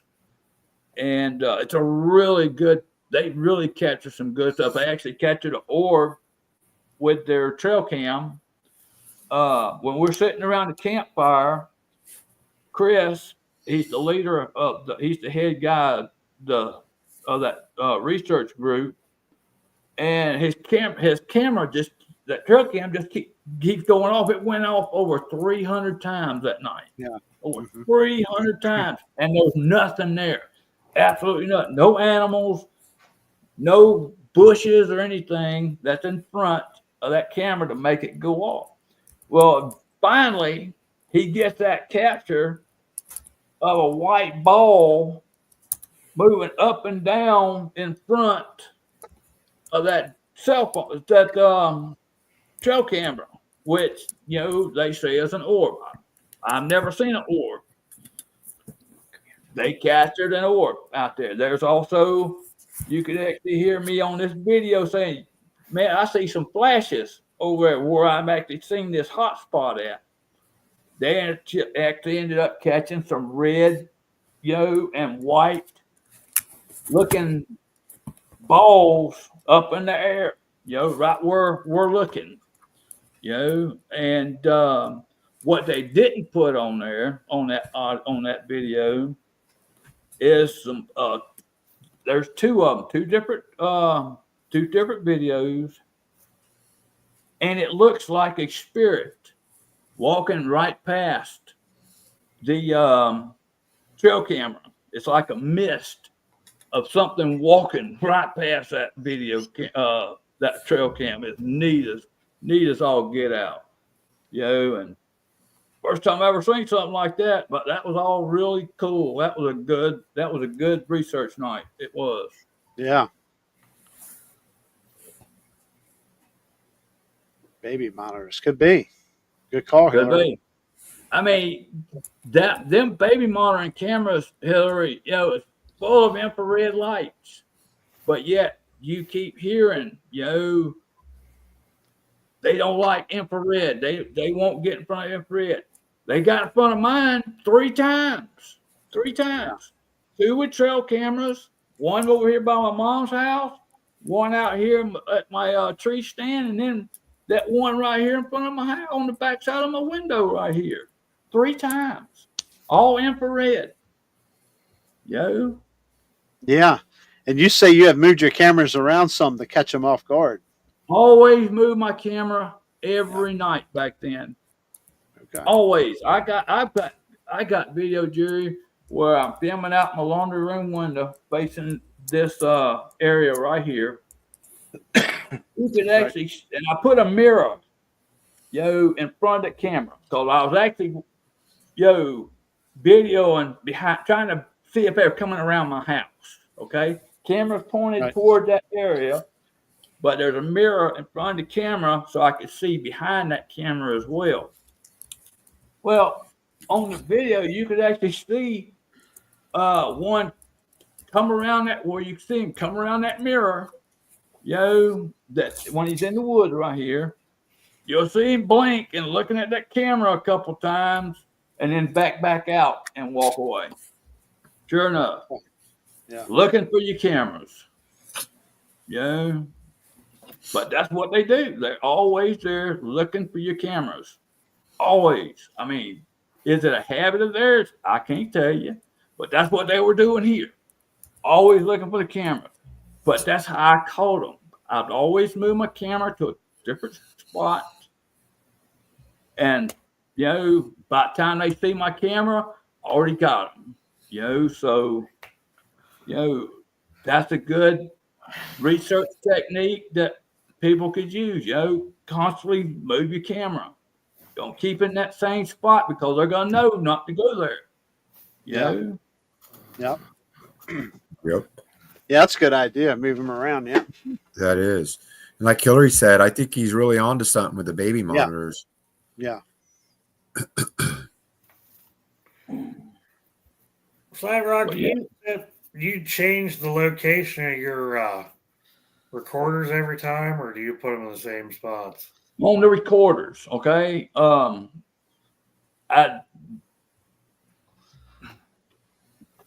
Best way to actually put that, once I'm recorded in one area, okay, and once I've captured something, and if I don't hear nothing there for a couple of days, I will wait till I'm hearing something out in the woods, like walking away, limb breaks, whatever. Then I set up my recorder over in that area. And usually, they're going to come back that next night, and I've captured it. I mean, it's just like the night that I caught them up on the porch. I actually got them opening that grill and talking on my back porch. I got that audio, and it's a really good audio, but they opened that grill up. They were licking that black stone top. You can hear them actually licking the grease trap. Oh, yeah. And you'll hear him moving some other stuff around. And then you can actually hear him talking. Is he talking to another one? I don't know. Is there two up there talking? I don't know. All I know is they're talking. And, it's a really good audio. I'll play it real quick. So you can hear them. Yeah. Yeah. You'll hear them actually open up that grill and hear them talking. Get that.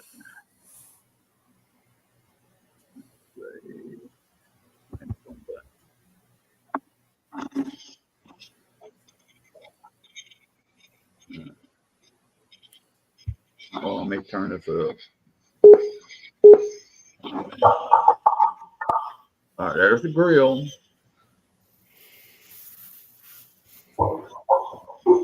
There he goes talking. Wow. Oh. Ripping something up. Now blowing.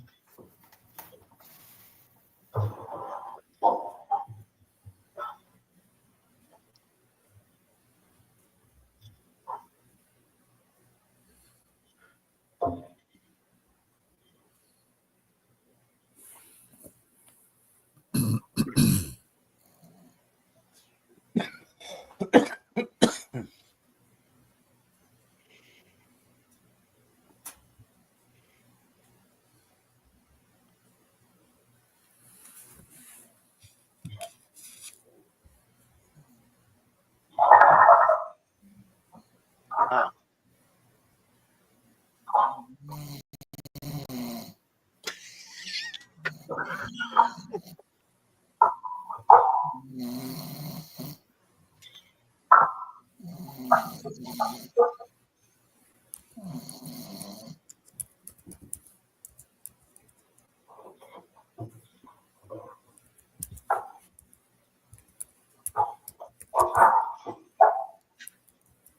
But you can hear the popping of his mouth. Yeah.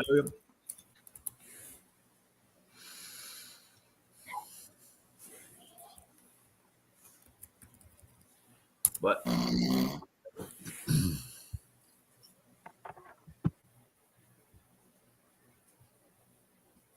that man's tired now.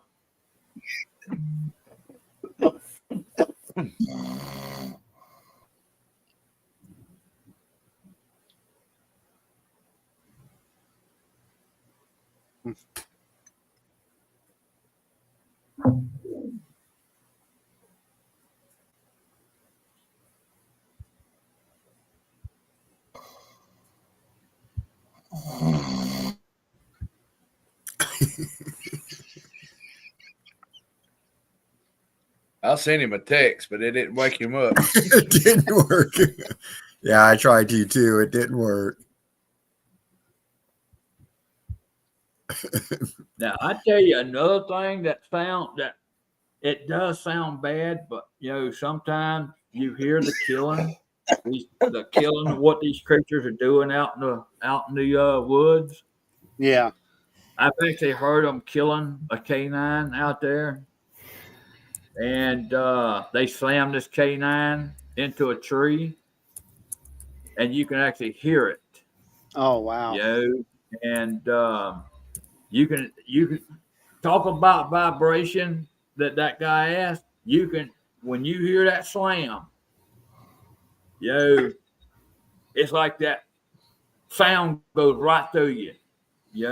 I mean, it is something to hear when you hear a canine being killed. Yeah. I mean, it's crazy as all get out. I mean, a lot of people don't like hearing stuff like that, but Right. it's what they do. Right.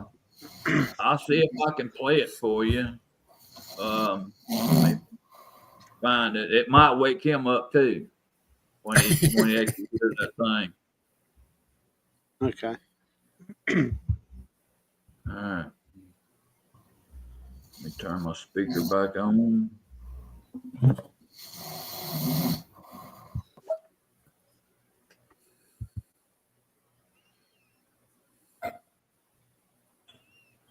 All right, first, you'll hear that one howling. I'm going to move past the howl, okay?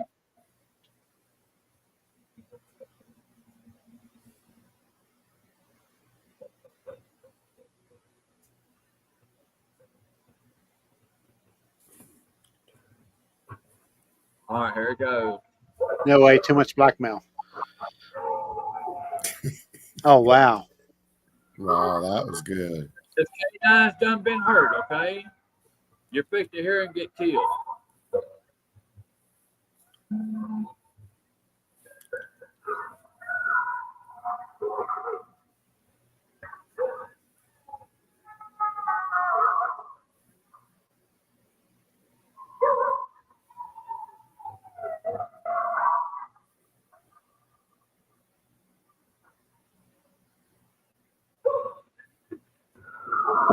Right there. Yeah. That's when you hear that thing, the audio really don't do that any good. Okay, it really don't. But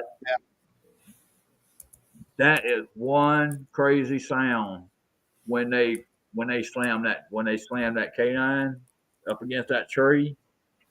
That was one heck of a sound. Yeah, that's not good, but like you say, that's what they do. Yeah, that's what they do. I mean, I hated that it was a canine. Now, I don't know if that was a coyote. It could have been. But people do drop a lot of dogs off on this road for some reason, on 63 here. Yeah. Why they do that, I don't know. I guess it's they just don't want their dogs or something wrong with that dog. We had 4 drop-off dogs here at this house. Kept them out the woods from being killed. It's just a bad sound of hearing them get killed like that. But that's what they were doing to a deer too. They were slamming the deer. Same way, slamming against trees. Same thing. Yeah, that's Yep. crazy, man. Man, you got like one freaking super active area. Wow, Yeah. it's amazing, amazing stuff. What do you think, Yep. Mark? Oh, Flatrock's in the middle of it. There's no Yes, doubt sir. about it. That area, Yeah. no doubt about it. And I ain't never been there yet. And I mean, Lord, I ain't but 2 hours from him. I could shoot myself for not done going down there. But that part of Alabama is loaded. There's no doubt. It is about it. loaded. It is loaded. It really is. I mean, are they always here? I can't tell you that. There's so many days that you don't hear nothing. We didn't hear nothing that night. We caught them on thermal a few weeks ago. Could always go out in them woods expecting nothing to happen. Absolutely nothing. Absolutely nothing. Even when Pat, Joe, Bud, and you were here, they actually caught a thermal of something right here at the fence line, duck in behind a tree. It's actually on thermal, and what it is, we don't know, but whatever it is, jumps back in behind a tree. Yeah. But what else could it be that's standing that high up, that's leaning out, and next thing you know, it's leaning back. Now, Angie, she had actually seen something else. She had, by the time Bud caught that one on thermal, which he didn't even know about it till later, Angie had seen something on night vision, and she explained it on another show of what it looked like and all that, and how it just shot off. She said she got 2 views of it, and it just shot off. And what she described was like a conical head, wide shoulders. She didn't mash record, so that only becomes a story. But Bud caught some pretty good thermal, and Miss Angie, not Miss Angie, but Miss Pat. You couldn't ask for a better person than Miss Pat. She catches some incredible audio out here. Incredible audio out here. And now I got a certain date of the year strictly set for them 4 every year. If they want to come down there during that time, they're the only ones to be here, during that time, unless they bring somebody. And that's between September 23rd, which is the first day of autumn, till the end of the first week of October. That's that 2-week period. Every year I recorded, I've always captured something within that 2-week period. Not every day, but within that 2-week period, I've always captured something every year. And that's the year they come over.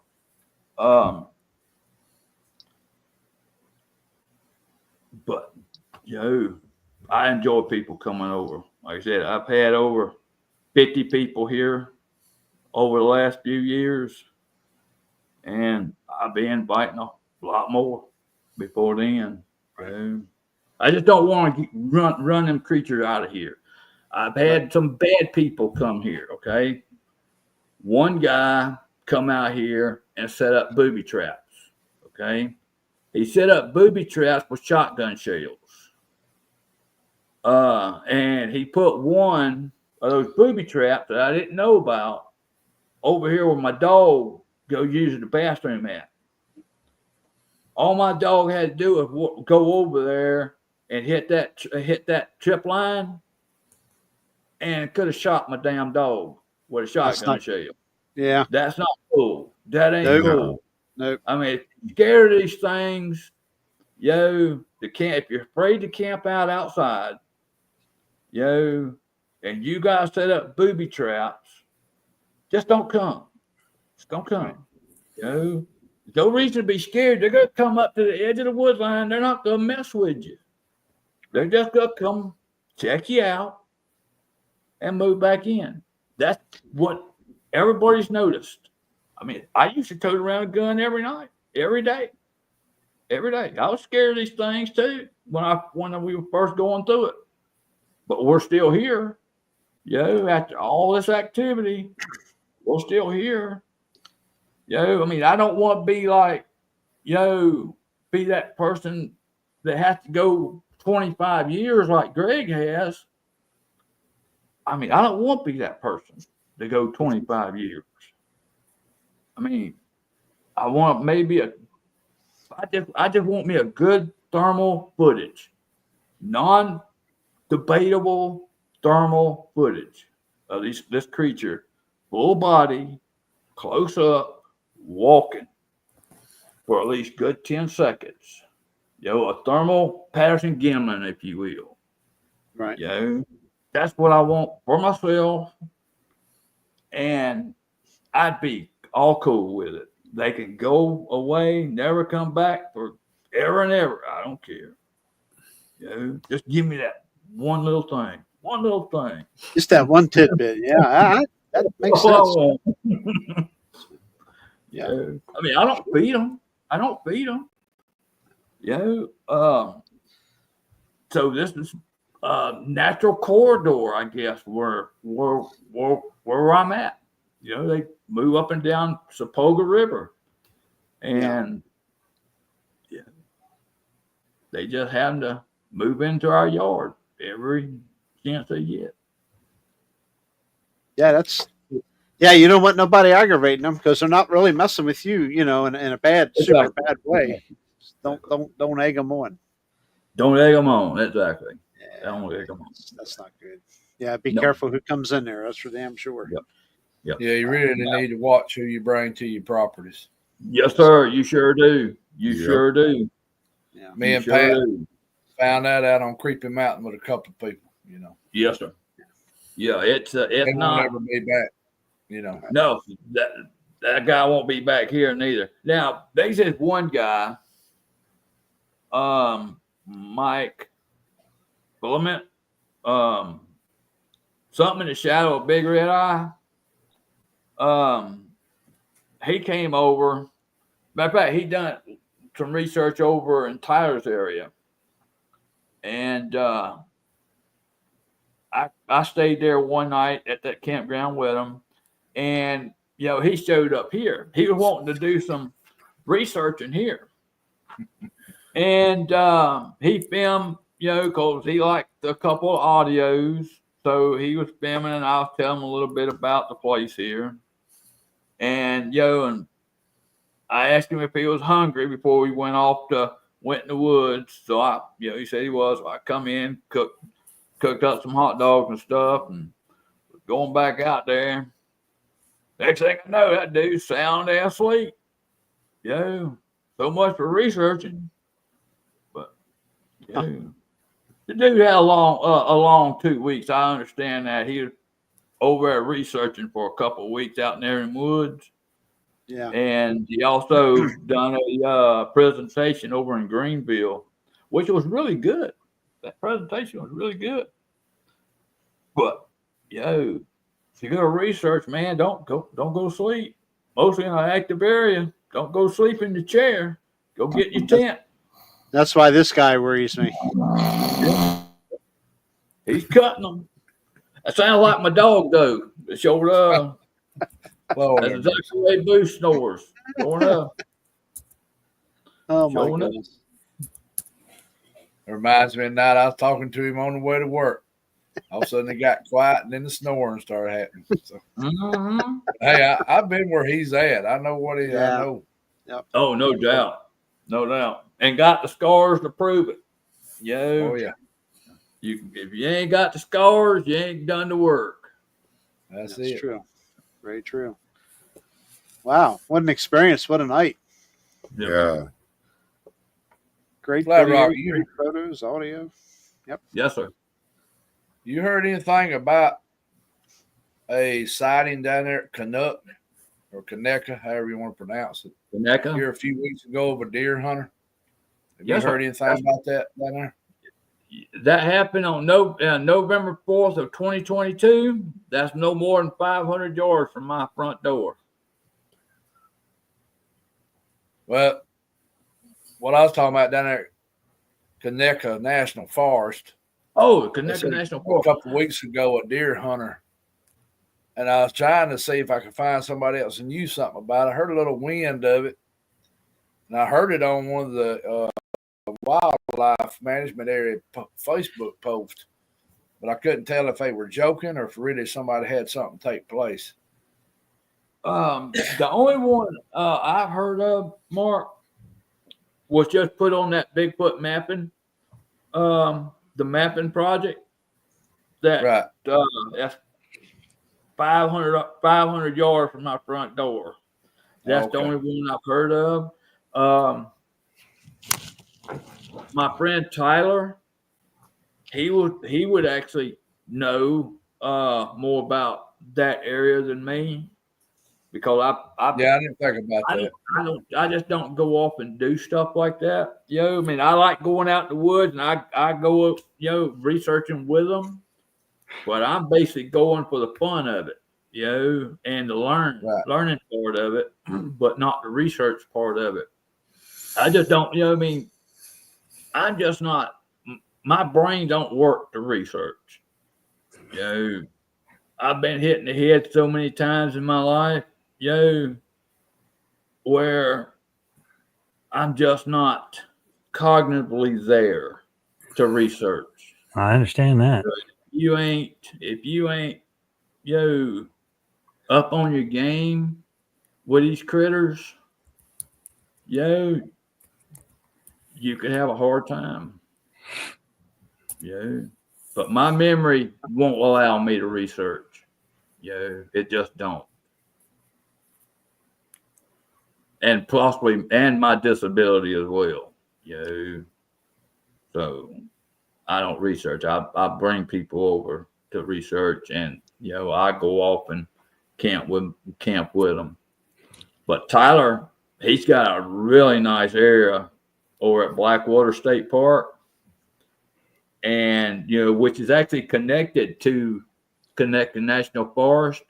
Matter of fact, we was looking to camp over at Open Pond, which is in the Conecuh National Forest, in the next few weeks. So, we'll definitely ask about that. Yeah, I mean, I just seen it pop up, and some folks was talking about it, and I kind of tried to chime in, but I don't know if they have really been for real but it just said some guy got seen something, scared him, and he come out from in there. I don't know what part of the forest he was in. And do y'all ever hear much from over at Barber Wildlife Management Area? That ain't too far from you, over at Barber. Y'all ever hear anything from over that neck of the woods? No, sir. Not me. Tyler, he's in the chat.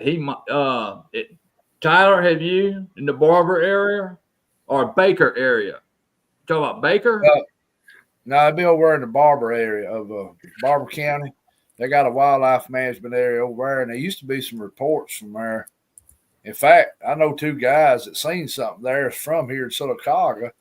They were down there hunting, but this was like back in the 90s. Okay, that's over around Troy, right? Yeah, over around Clayton. Okay, Clayton. Yeah. Okay, yeah. Which ain't too far, Yeah. Sometimes, Catherine, yes. I want to answer that question. I just guess I'm going to have to come down in y'all's neck of the woods one day, and we all need to ride some places in South Alabama. Yes, sir. Yeah. I think we need to bring a tour bus down and all of us do it. Yeah.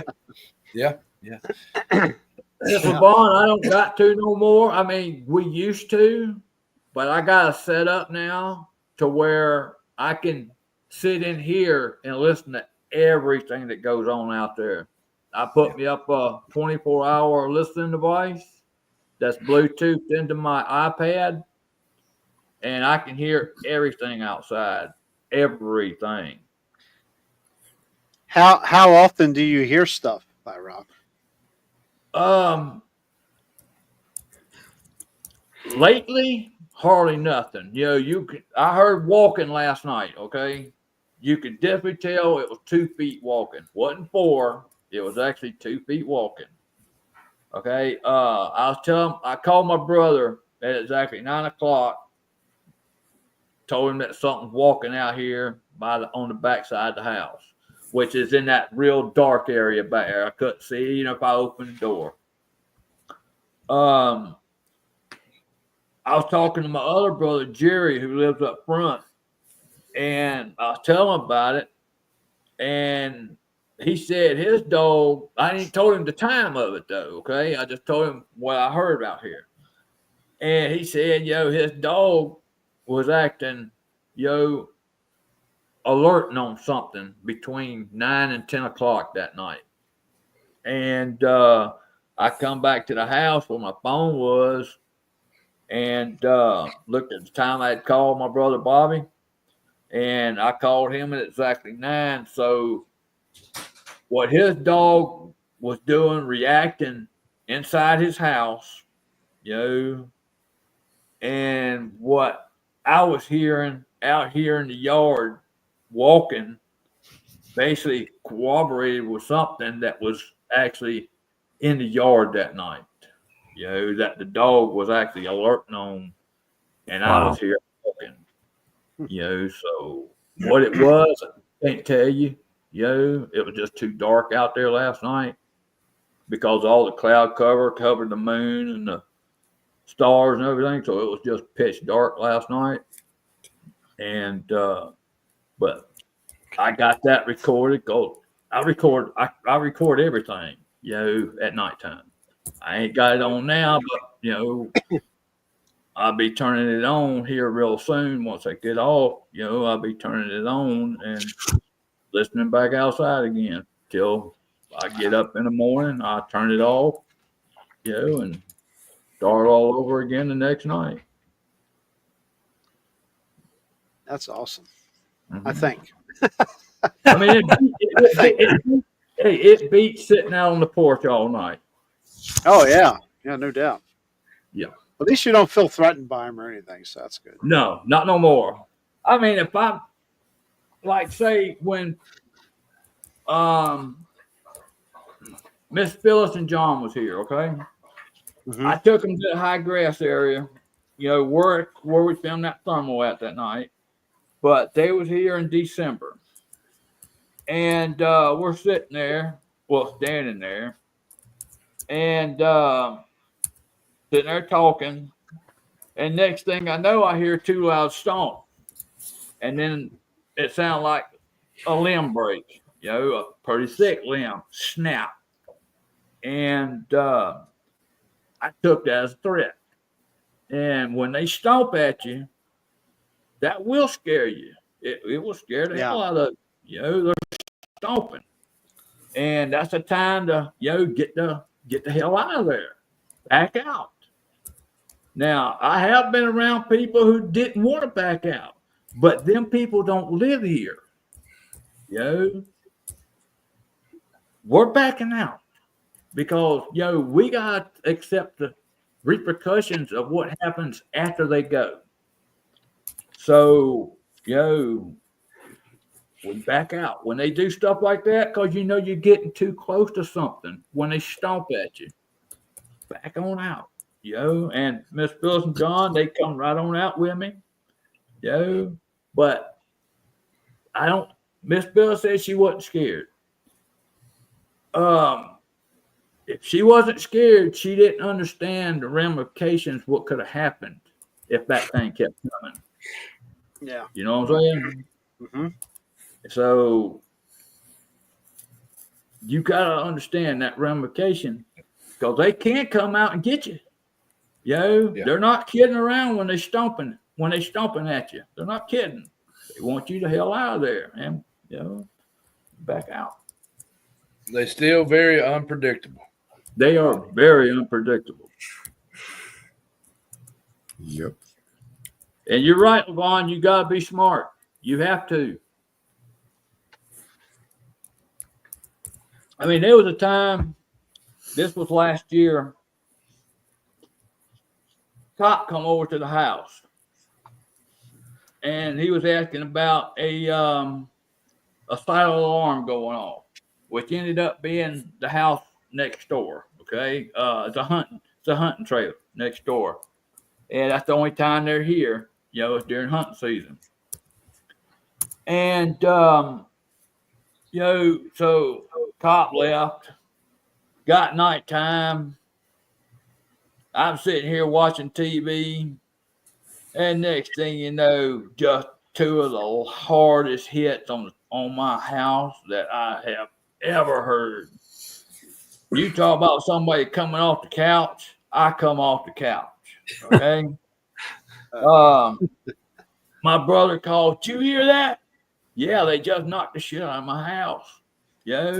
And my brother, people who know my brother, he's got his TV up loud. He's got every one of his windows blacked out. That'll tell you something on that part, okay? Every window's blacked out, TV up loud. He does not want to hear what's going on outside or see anything what's going on outside. Anyway, even Mr. Bobby, who lives up front, called me. Said, what was that banging? And I told him, something just hit my house. I mean, that's how hard it was. He heard it from all the way up front, And that's the first time they hit on my house for a year or two, okay? So I knew the last time they were hitting our house, it was about food. So I asked my Mom, "Are you leaving food out?" And she said she's been leaving table scraps out for the damn cat, for a week. Open invitation. And she quit putting it out there.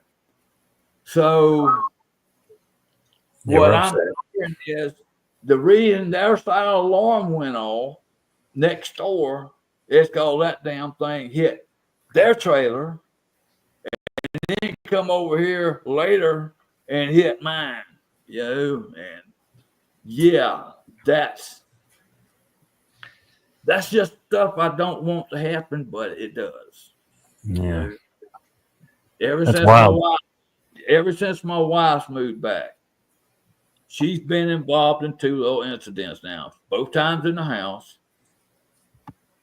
This was after John and Phyllis left. Right? A week after they left, it was like something scratched right down the back door. All the way down the back door. By the time we got to the door, couldn't see nothing. Whatever it was gone.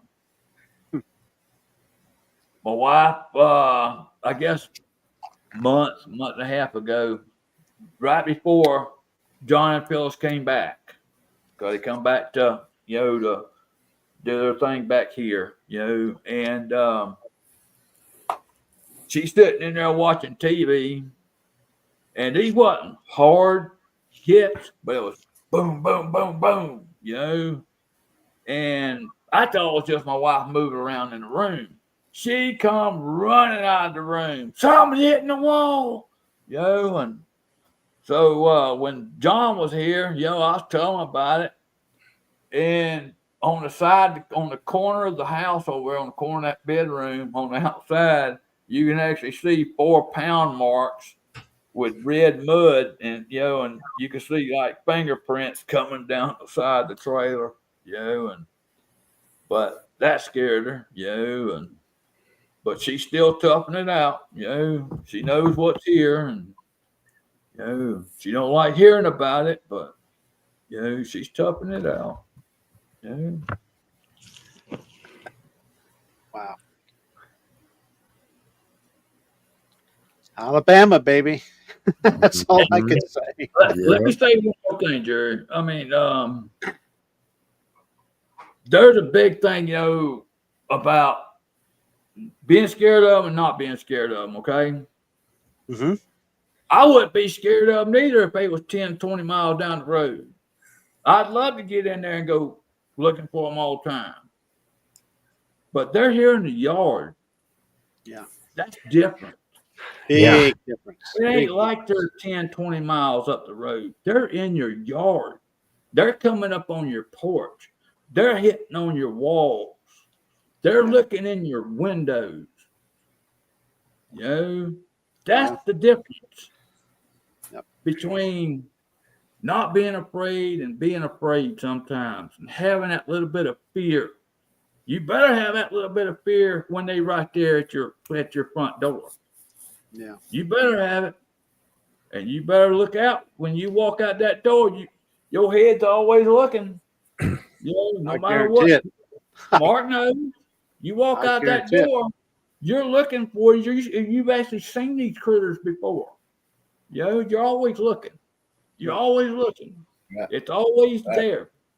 Greg will tell you the same thing.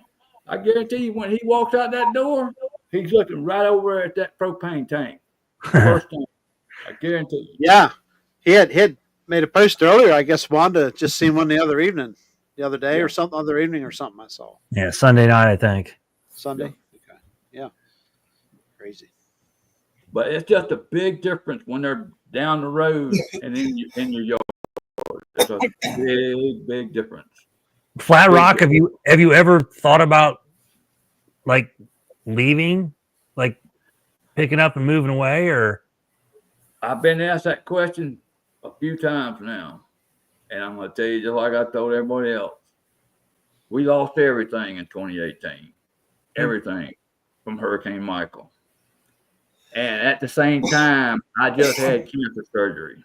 Okay, that's when I moved up here. Okay, I was going to move earlier. I'd have still had a house in Panama City to back up to if I knew this was going on here and I didn't lose my house in Panama City, I'd be in Panama City right now. But we've had to start our whole lives over again. New home, new mortgage. Our house was paid off. Everything. So it wiped us out. So basically, I have an income that pays my bills, puts food on our tables. We have, we get to go do some certain things during the month, go travel, go camping. But to move, too far in debt now. Understand. Yeah. Understand. So we're stuck. Do you feel you get along with them well enough though that you feel somewhat safe living there? I do now, yeah. Good. Back then I did not. When I didn't know what was going on, and even had the game warden come over here, even paid for some large animal nuisance removers. I actually paid them to come over. And so we tried to do something. Game warden, when he come over, I personally believe they eradicated that big brown one after I got in touch with him and brought him onto the property because some shooting we had out here and some other video I got captured. So I believe they killed that big brown one, the one that was being a real big nuisance, the one that was being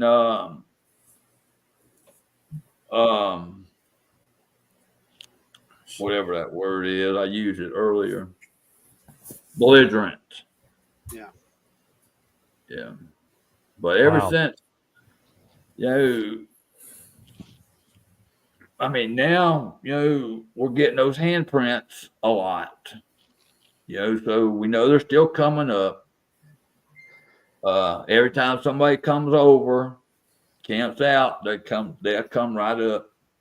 And that's the best time to catch audio and now thermal. For the last 2 times now we caught some good thermal.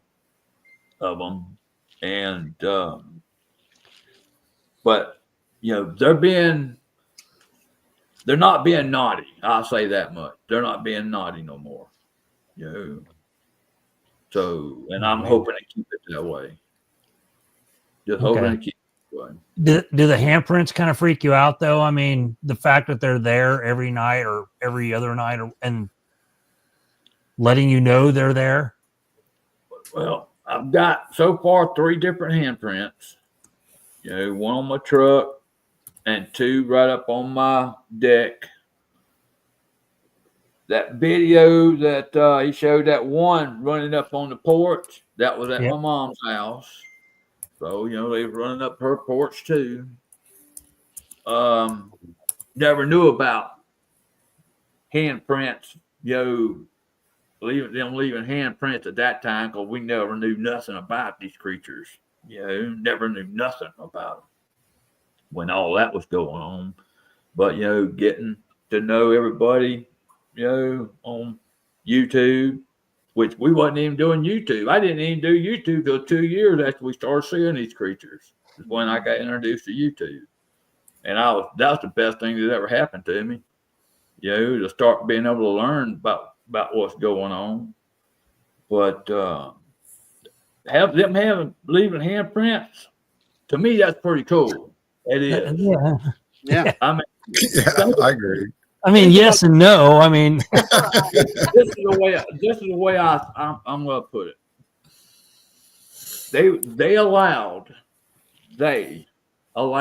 one of their babies to come up on my porch. One of their babies. I mean, you know how these creatures are about their children.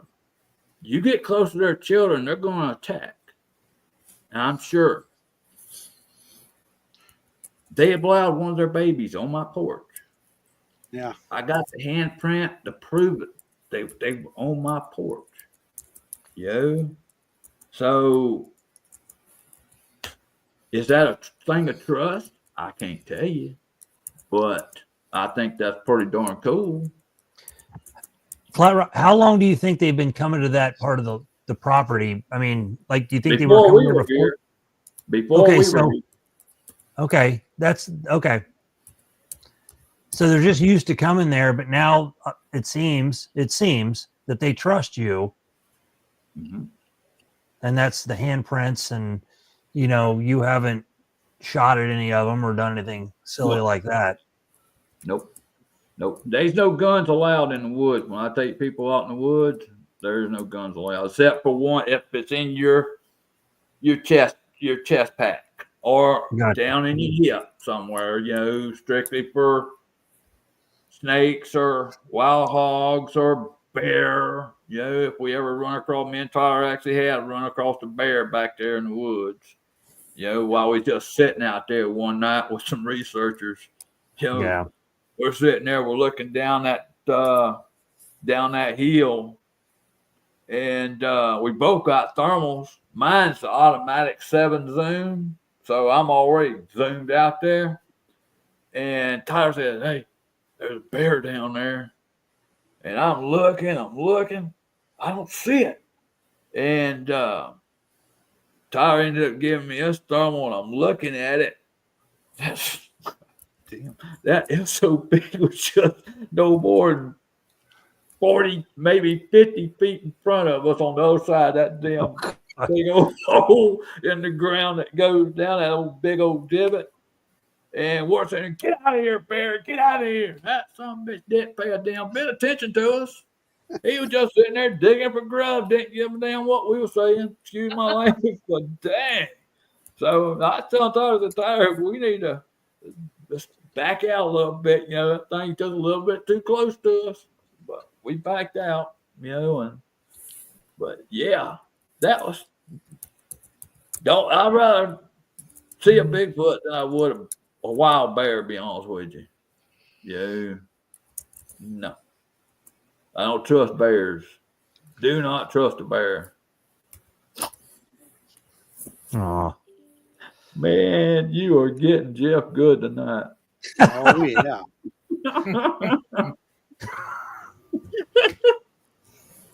Oh my goodness. Jeffrey. Hi, Jeff. What's up, buddy? Time to go make. Time to go get some milk. Milk. Yeah.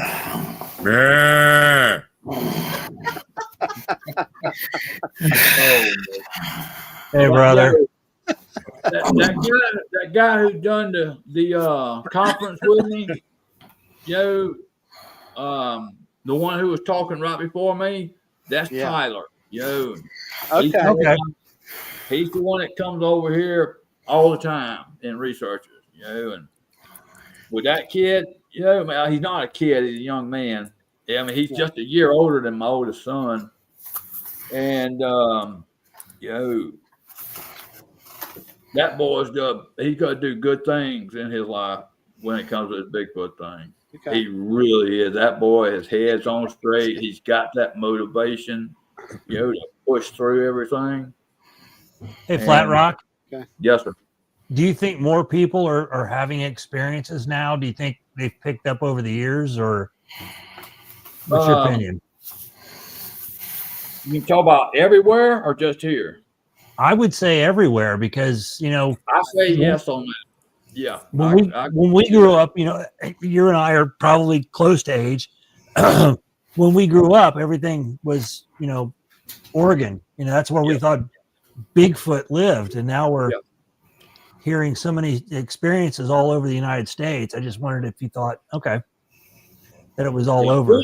Once you realize that these suckers are real, you hear it everywhere, every state. Yeah. And before I knew about these things in 2019, I really didn't even want to pay attention to it. I just did not believe these things were real.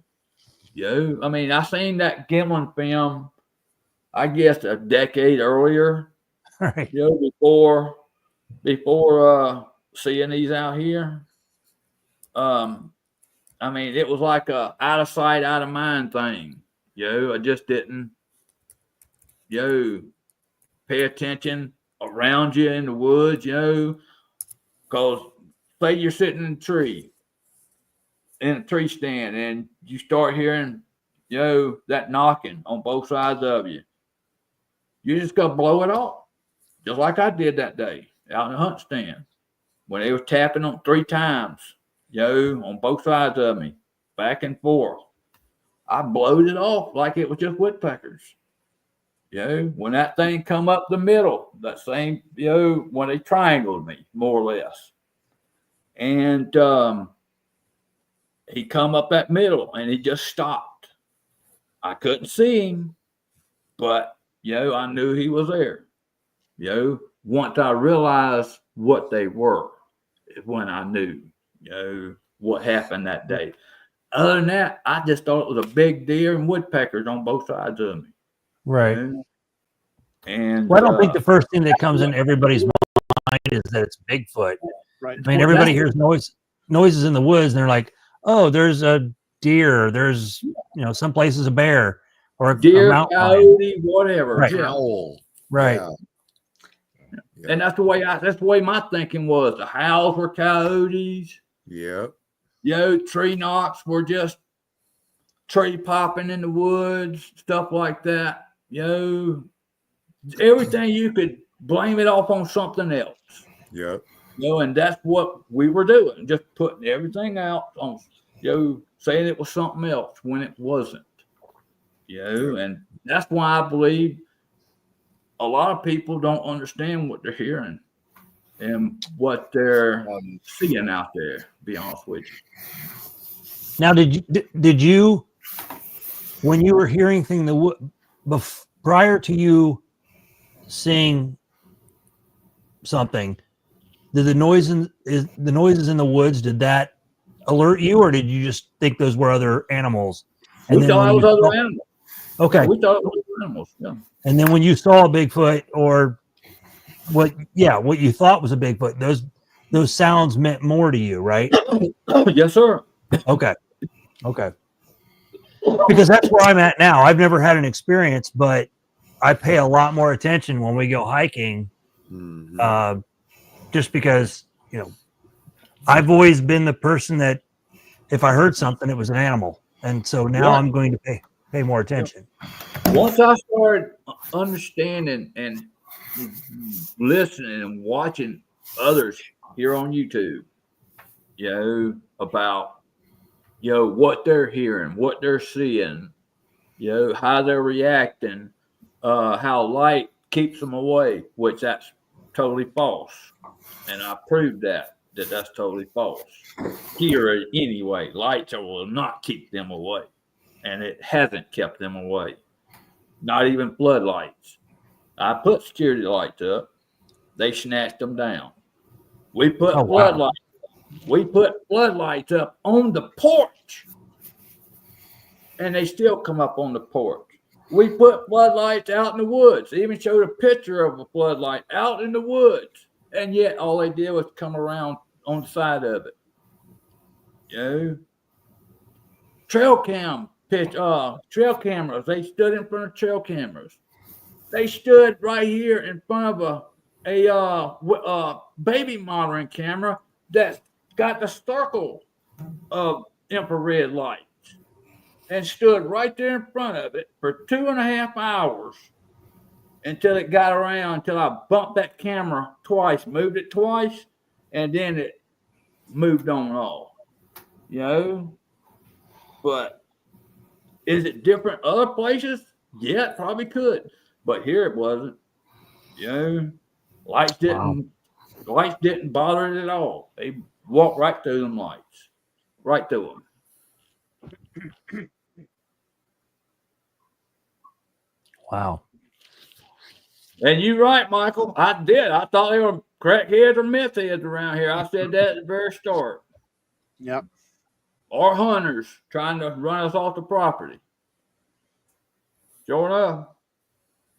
Yep. You know, what's funny you say that, and I can't imagine anybody dumb enough to walk up, especially in the South. We live in Tennessee. That's dumb enough to walk up on a property knowing that they could get shot at any moment. Yeah. Well, just like that, when Mr. Bob seen somebody walk through the yard, which wasn't somebody, it was something, but we thought it was somebody. You know, showed a video of exactly what it looked like. And we went after it with guns. And yeah, that's what people do. They go after it with guns. Yeah. Yeah. That's possible, Hillary. It's definitely possible. Yeah, that's what I thought too.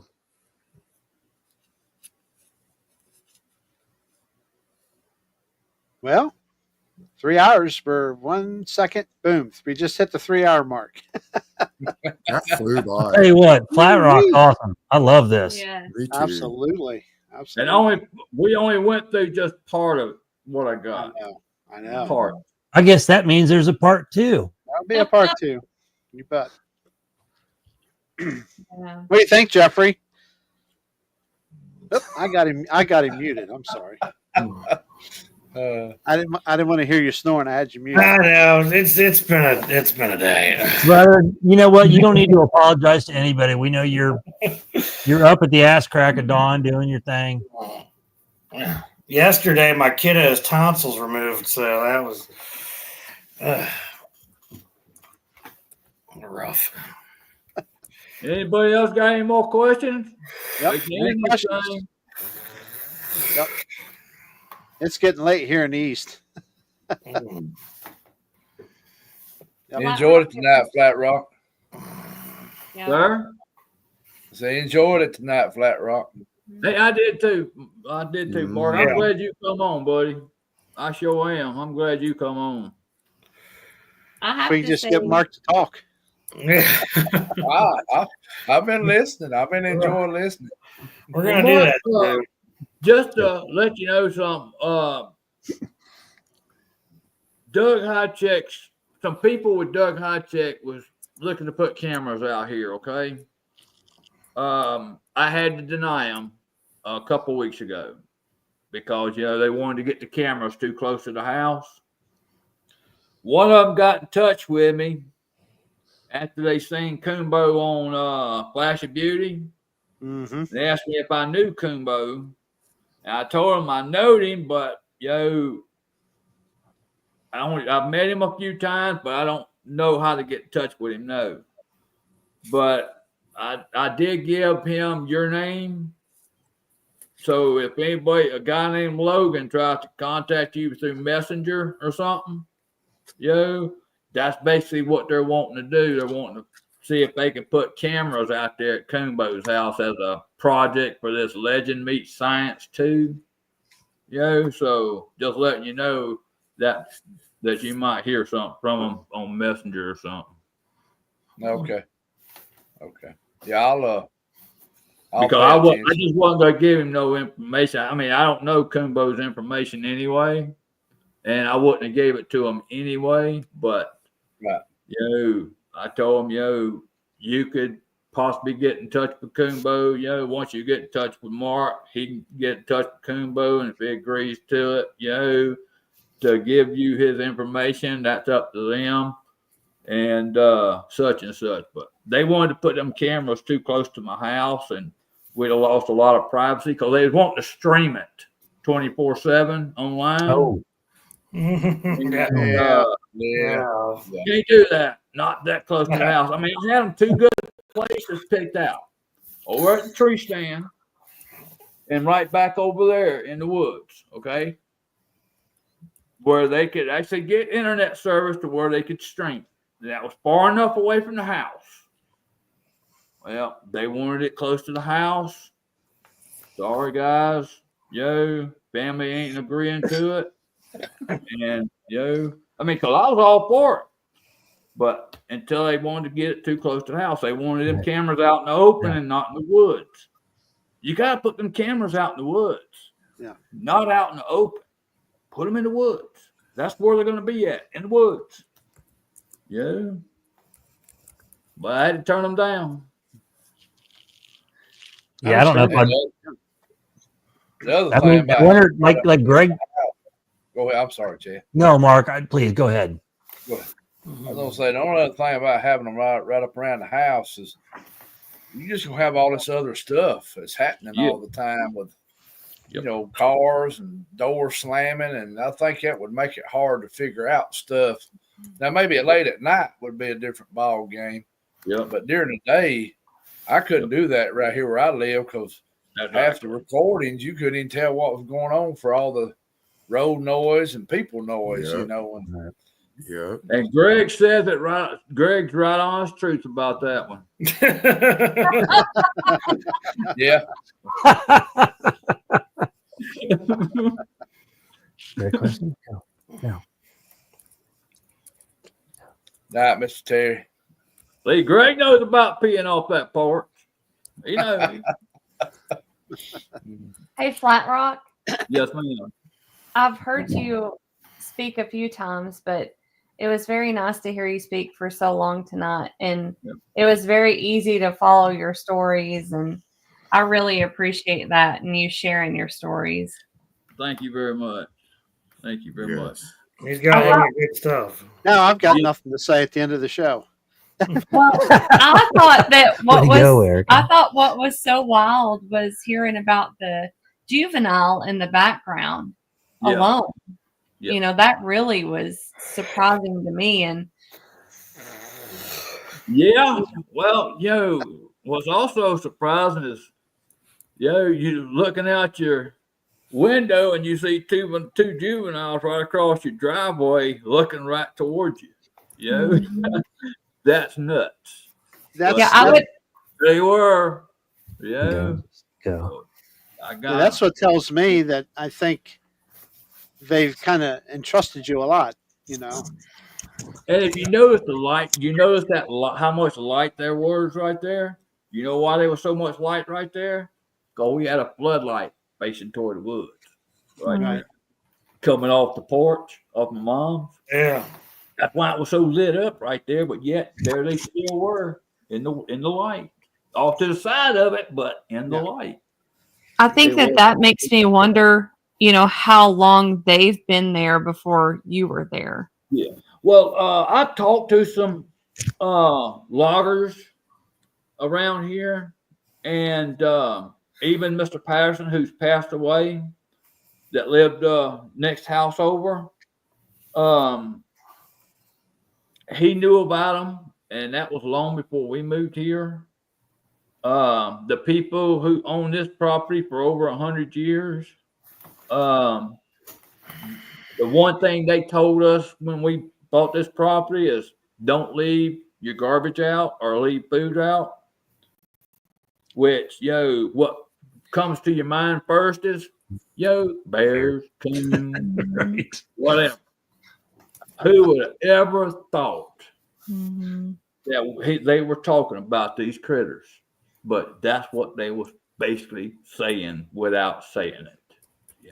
And here we are today. Yeah. Wow. I'd say they put a lot of trust in you guys that, allowing the young ones to come up, on your porch yet, so. Yeah. Now, that was a baby one, wasn't it? Compared Yeah, to handprint? That was definitely. a little bitty baby up on my porch.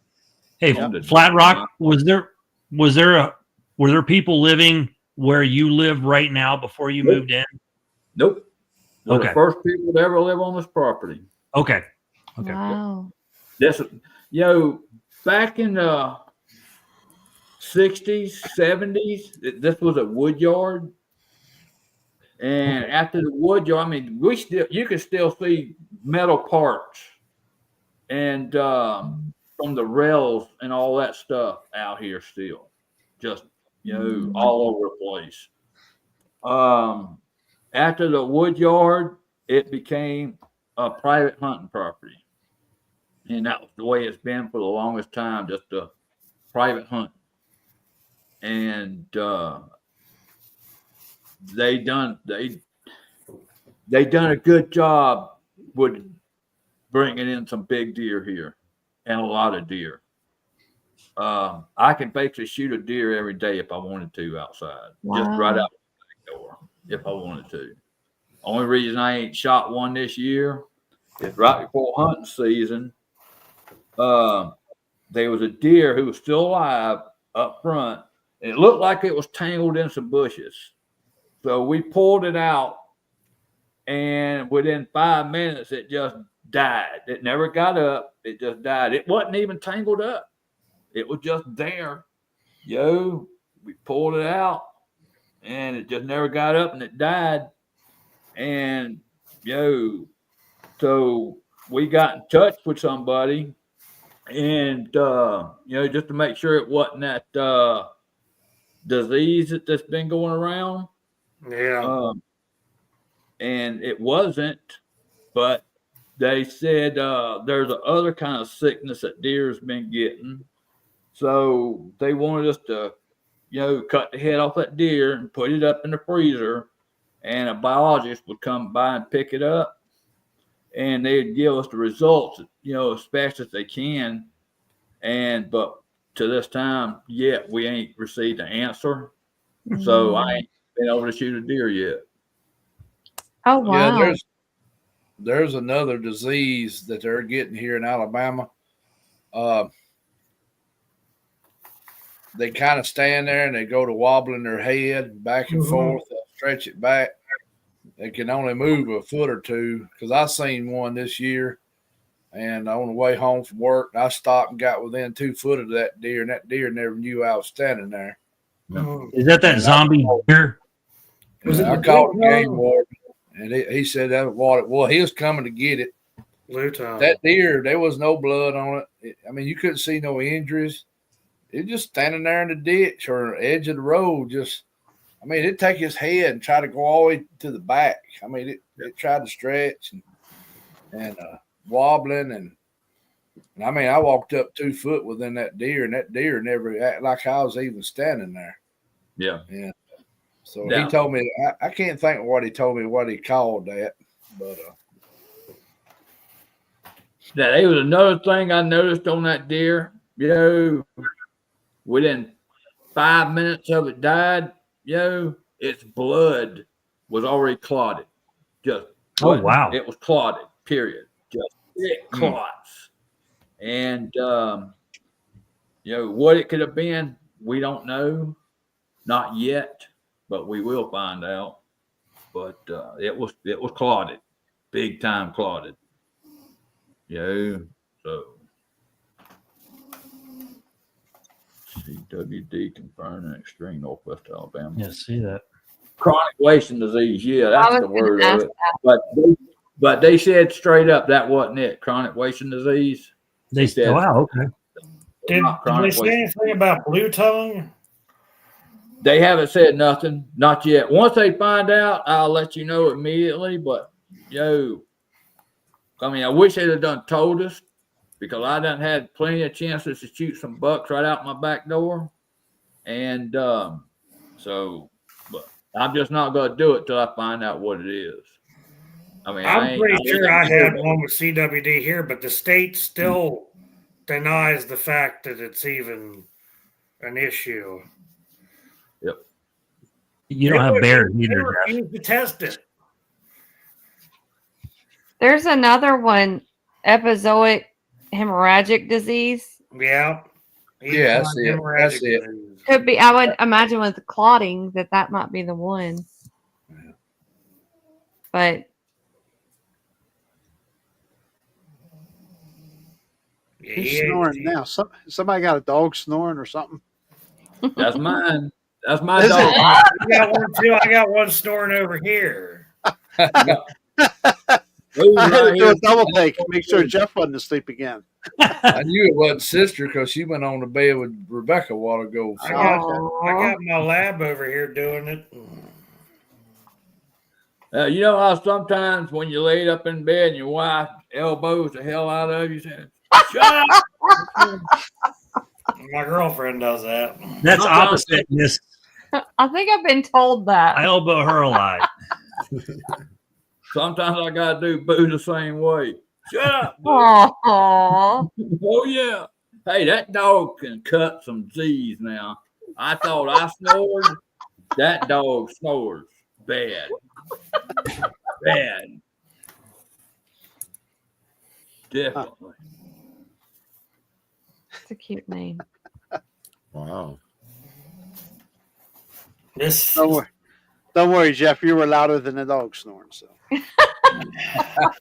we had to mute you. And by the way, there's going to be a whole YouTube video on you, Jeffrey. I'm just kidding you, brother. I would never do that. Well, I know I how guess hard you work. we're out of questions here, so I don't see any more. But yeah, we're definitely going to have a round 2, part 2. Mhm. In the Hey, is awesome. I think Flatrock would have a lot of fun on beards and boogers too. Yeah. I could, yeah. A little unwinding. I was actually gonna come on one time, but I ended up getting a phone call. I didn't come on. Even grow the beard just to come on. There you go. Yeah, I noticed you had a beard going pretty good there, Flat Rock. Let me get this camera going. Beards again. and boogers. Look There at you that. go. There you Oh, go. Yeah. Look at that. Let's see here. Look at that. He got a beard going. There you go. Yes, he does. That's pretty thick. Yeah. I mean, it's covering up that sunken area where they done that surgery at. Oh, Yeah. So, it covers that up pretty good. So I like it. That's good. But here's the good one. Okay. This guy is throwing some whiskers finally. Yeah, I've got a week's worth of growth here, so I just grow a lot of hair really fast. This is about 3 years. Some transplants. Thank you, Greg. What we got going on here? Mark's doing good. Yeah, I've been letting it grow out a little bit. There we Yeah, go. Beard Me too. boogers. They'll be calling me Santa Claus here in a little while. Yeah, I've been called the anorexic Santa Claus because Oh, I'm a little fella. well, what a Okay, great Jeff. show. Yeah, absolutely. Yeah, Flat Rock, awesome stuff. Yeah, Flatrock, bless you for being the voice that you have and that you use. We adore that. Thank you. Lots to hear and Thank- lots to thank learn from that. That is for sure. Mhm. He's Definitely got some appreciate good I'm stuff. just, I'm just glad I'm able to capture the stuff I'm able to, to Yeah. get it to people unsuspected like we were, and that's really the main reason I'm doing what I'm doing. Basically, for our safety here is first. Knowing that they're just right there, I can hear them actually come up, and to put online so people like me and my family don't have to, go through the same thing. They can actually, find something online, basically showing the same thing that they're going through, that they ain't alone, like we Right. felt we back in the day. Because Right. we felt alone. We weren't getting no help at all. Cops would Mhm. not help us. We notified the Yeah. cops. They would not help us. Mhm. Do you feel the cops know? Yeah, they know. They'll tell you they know. Okay. Our local and county cops, they'll tell you. They know. They've been called out on other calls. The state troopers, they'll just laugh at you. Mhm. But the local and county, they'll tell you. Hell, even our local reporter, he done multiple stories. I got a lot of his stories on my Facebook page, Wow. and so it's well known. Mhm. But when you come in unexpectedly, not knowing, and you hear a lot of people, oh, they don't exist, I just realized my phone's on vibrate. Everybody calling me. Yeah, yeah. that explains why he wasn't answering. And then next thing you know, you have them things ending up beating on your house.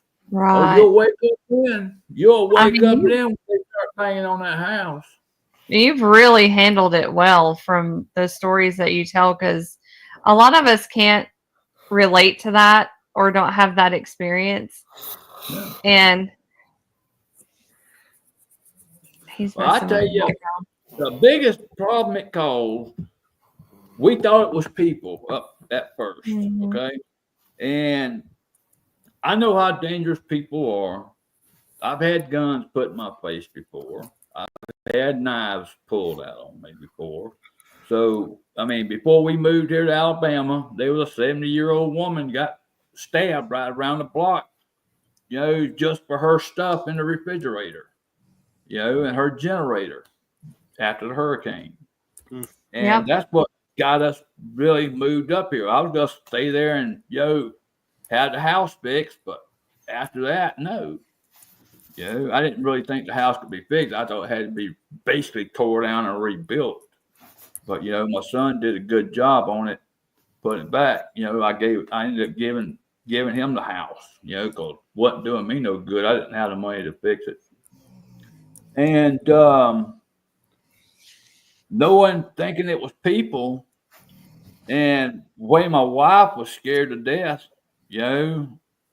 I moved her over to her daughter's house where she was at for 5 years. Because once she found out it wasn't people, it was these critters. Yeah. There was no way she was gonna come back here. But she finally came back, and I'm really glad she did. So everything's back to normal again. Aw. That's the kind of problems these things can cause Right. when you're unexpected. When Absolutely. when you just don't believe in these things, thinking it's people, then it's these critters, it can cause problems. And it caused a big hole in our family. It caused a 5-year hole in this family. Wow.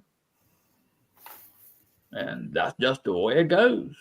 It's like Greg will tell you, it ain't like I said earlier, it ain't like them being 10 and 20 and 50 miles down the road. They're in your yard. Mhm. They're on your porch. They're on top of your roof.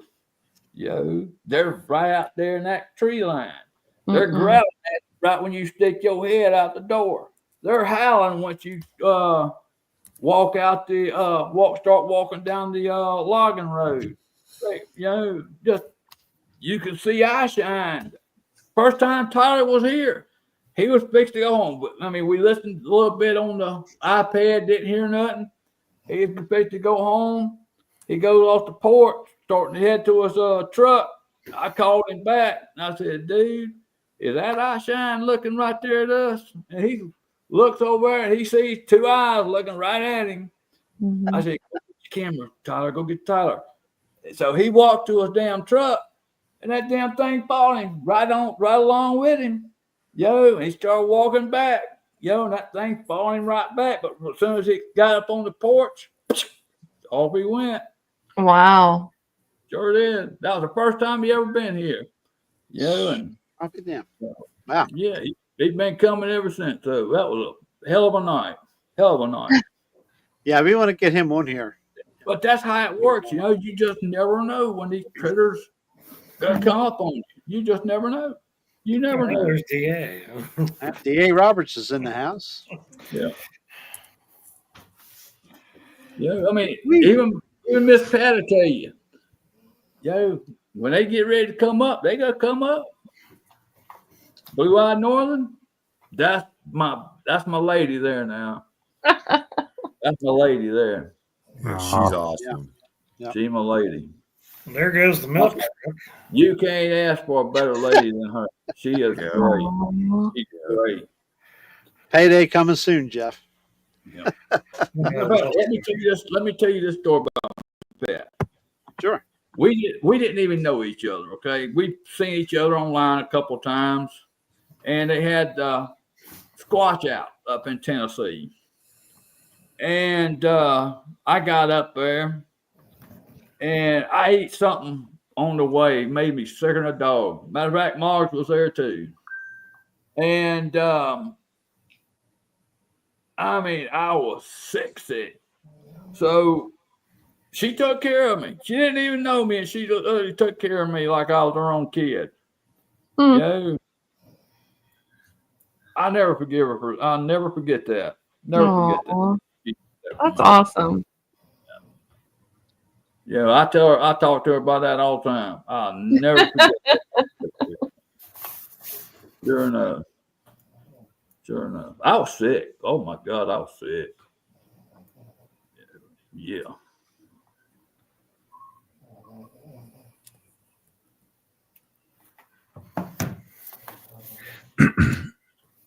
Any more questions, anybody?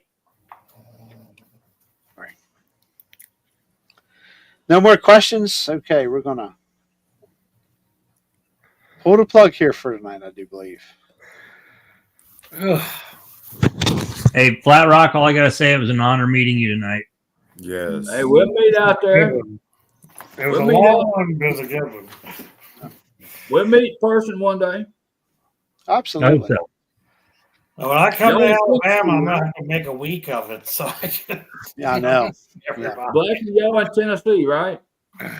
Yeah, we're in Tennessee. Yep.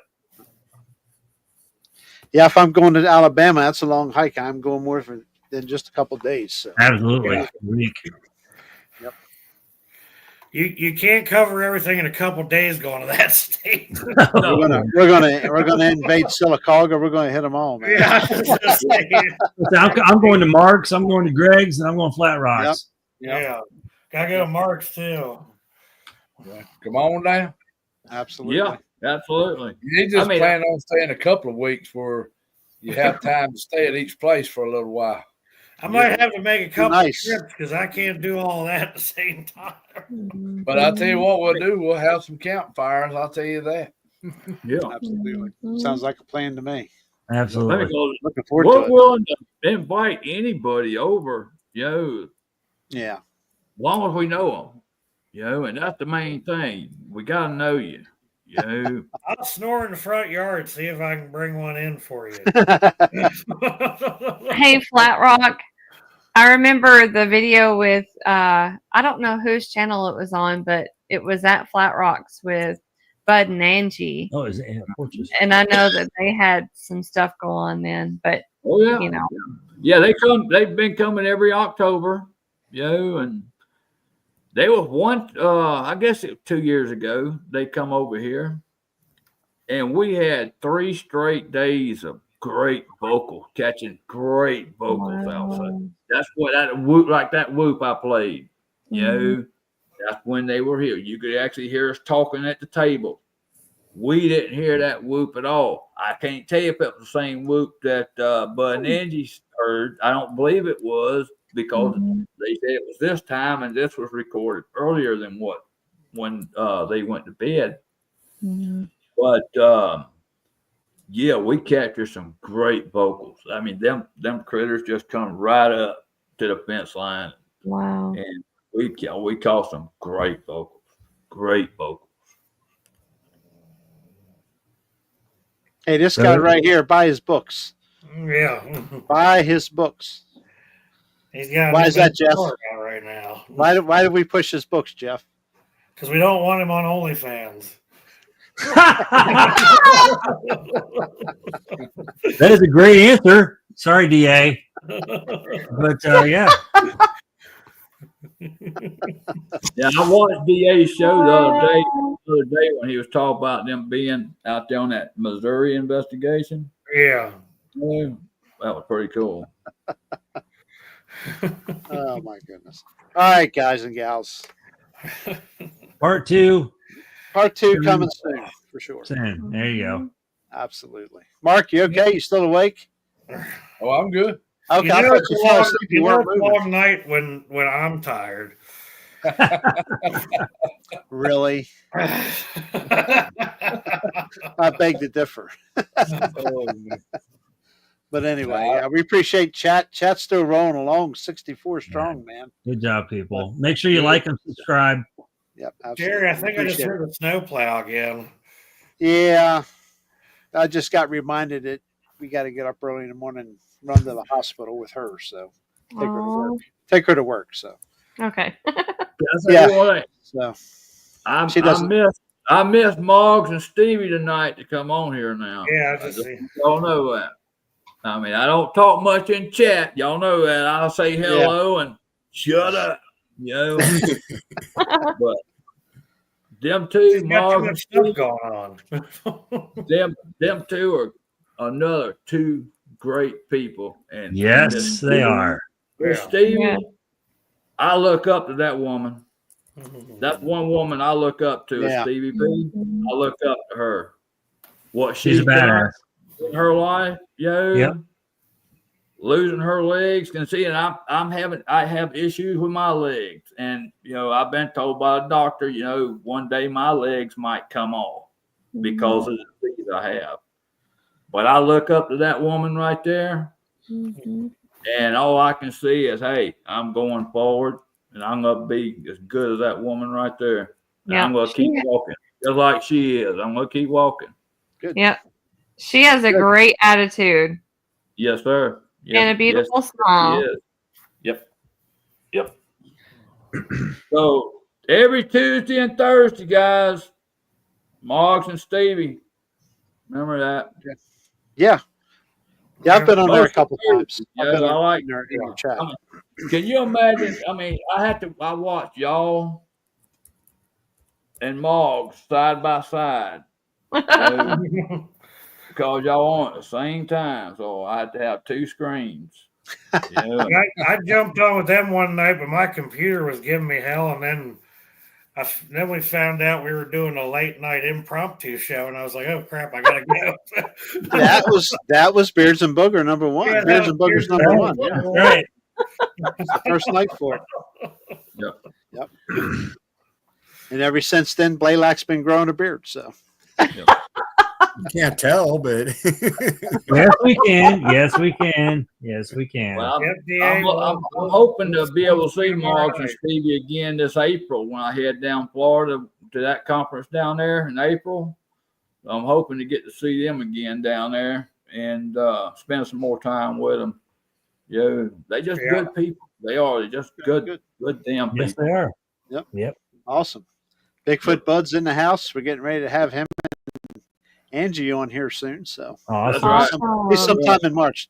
Sometime in March they're going to come on. So They're We'll too get 'em good to scheduled. come on. Yeah. yeah. They can tell you that story about that thermal they called out here and what Angie had seen before Bud knew he Perfect. had that on thermal.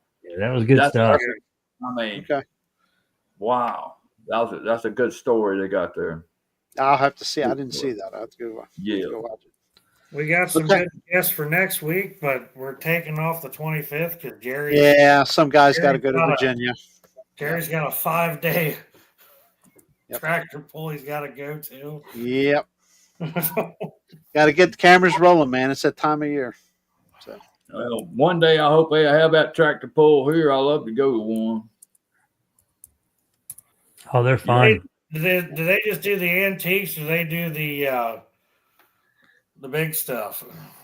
I ain't never seen a tractor pull here. What?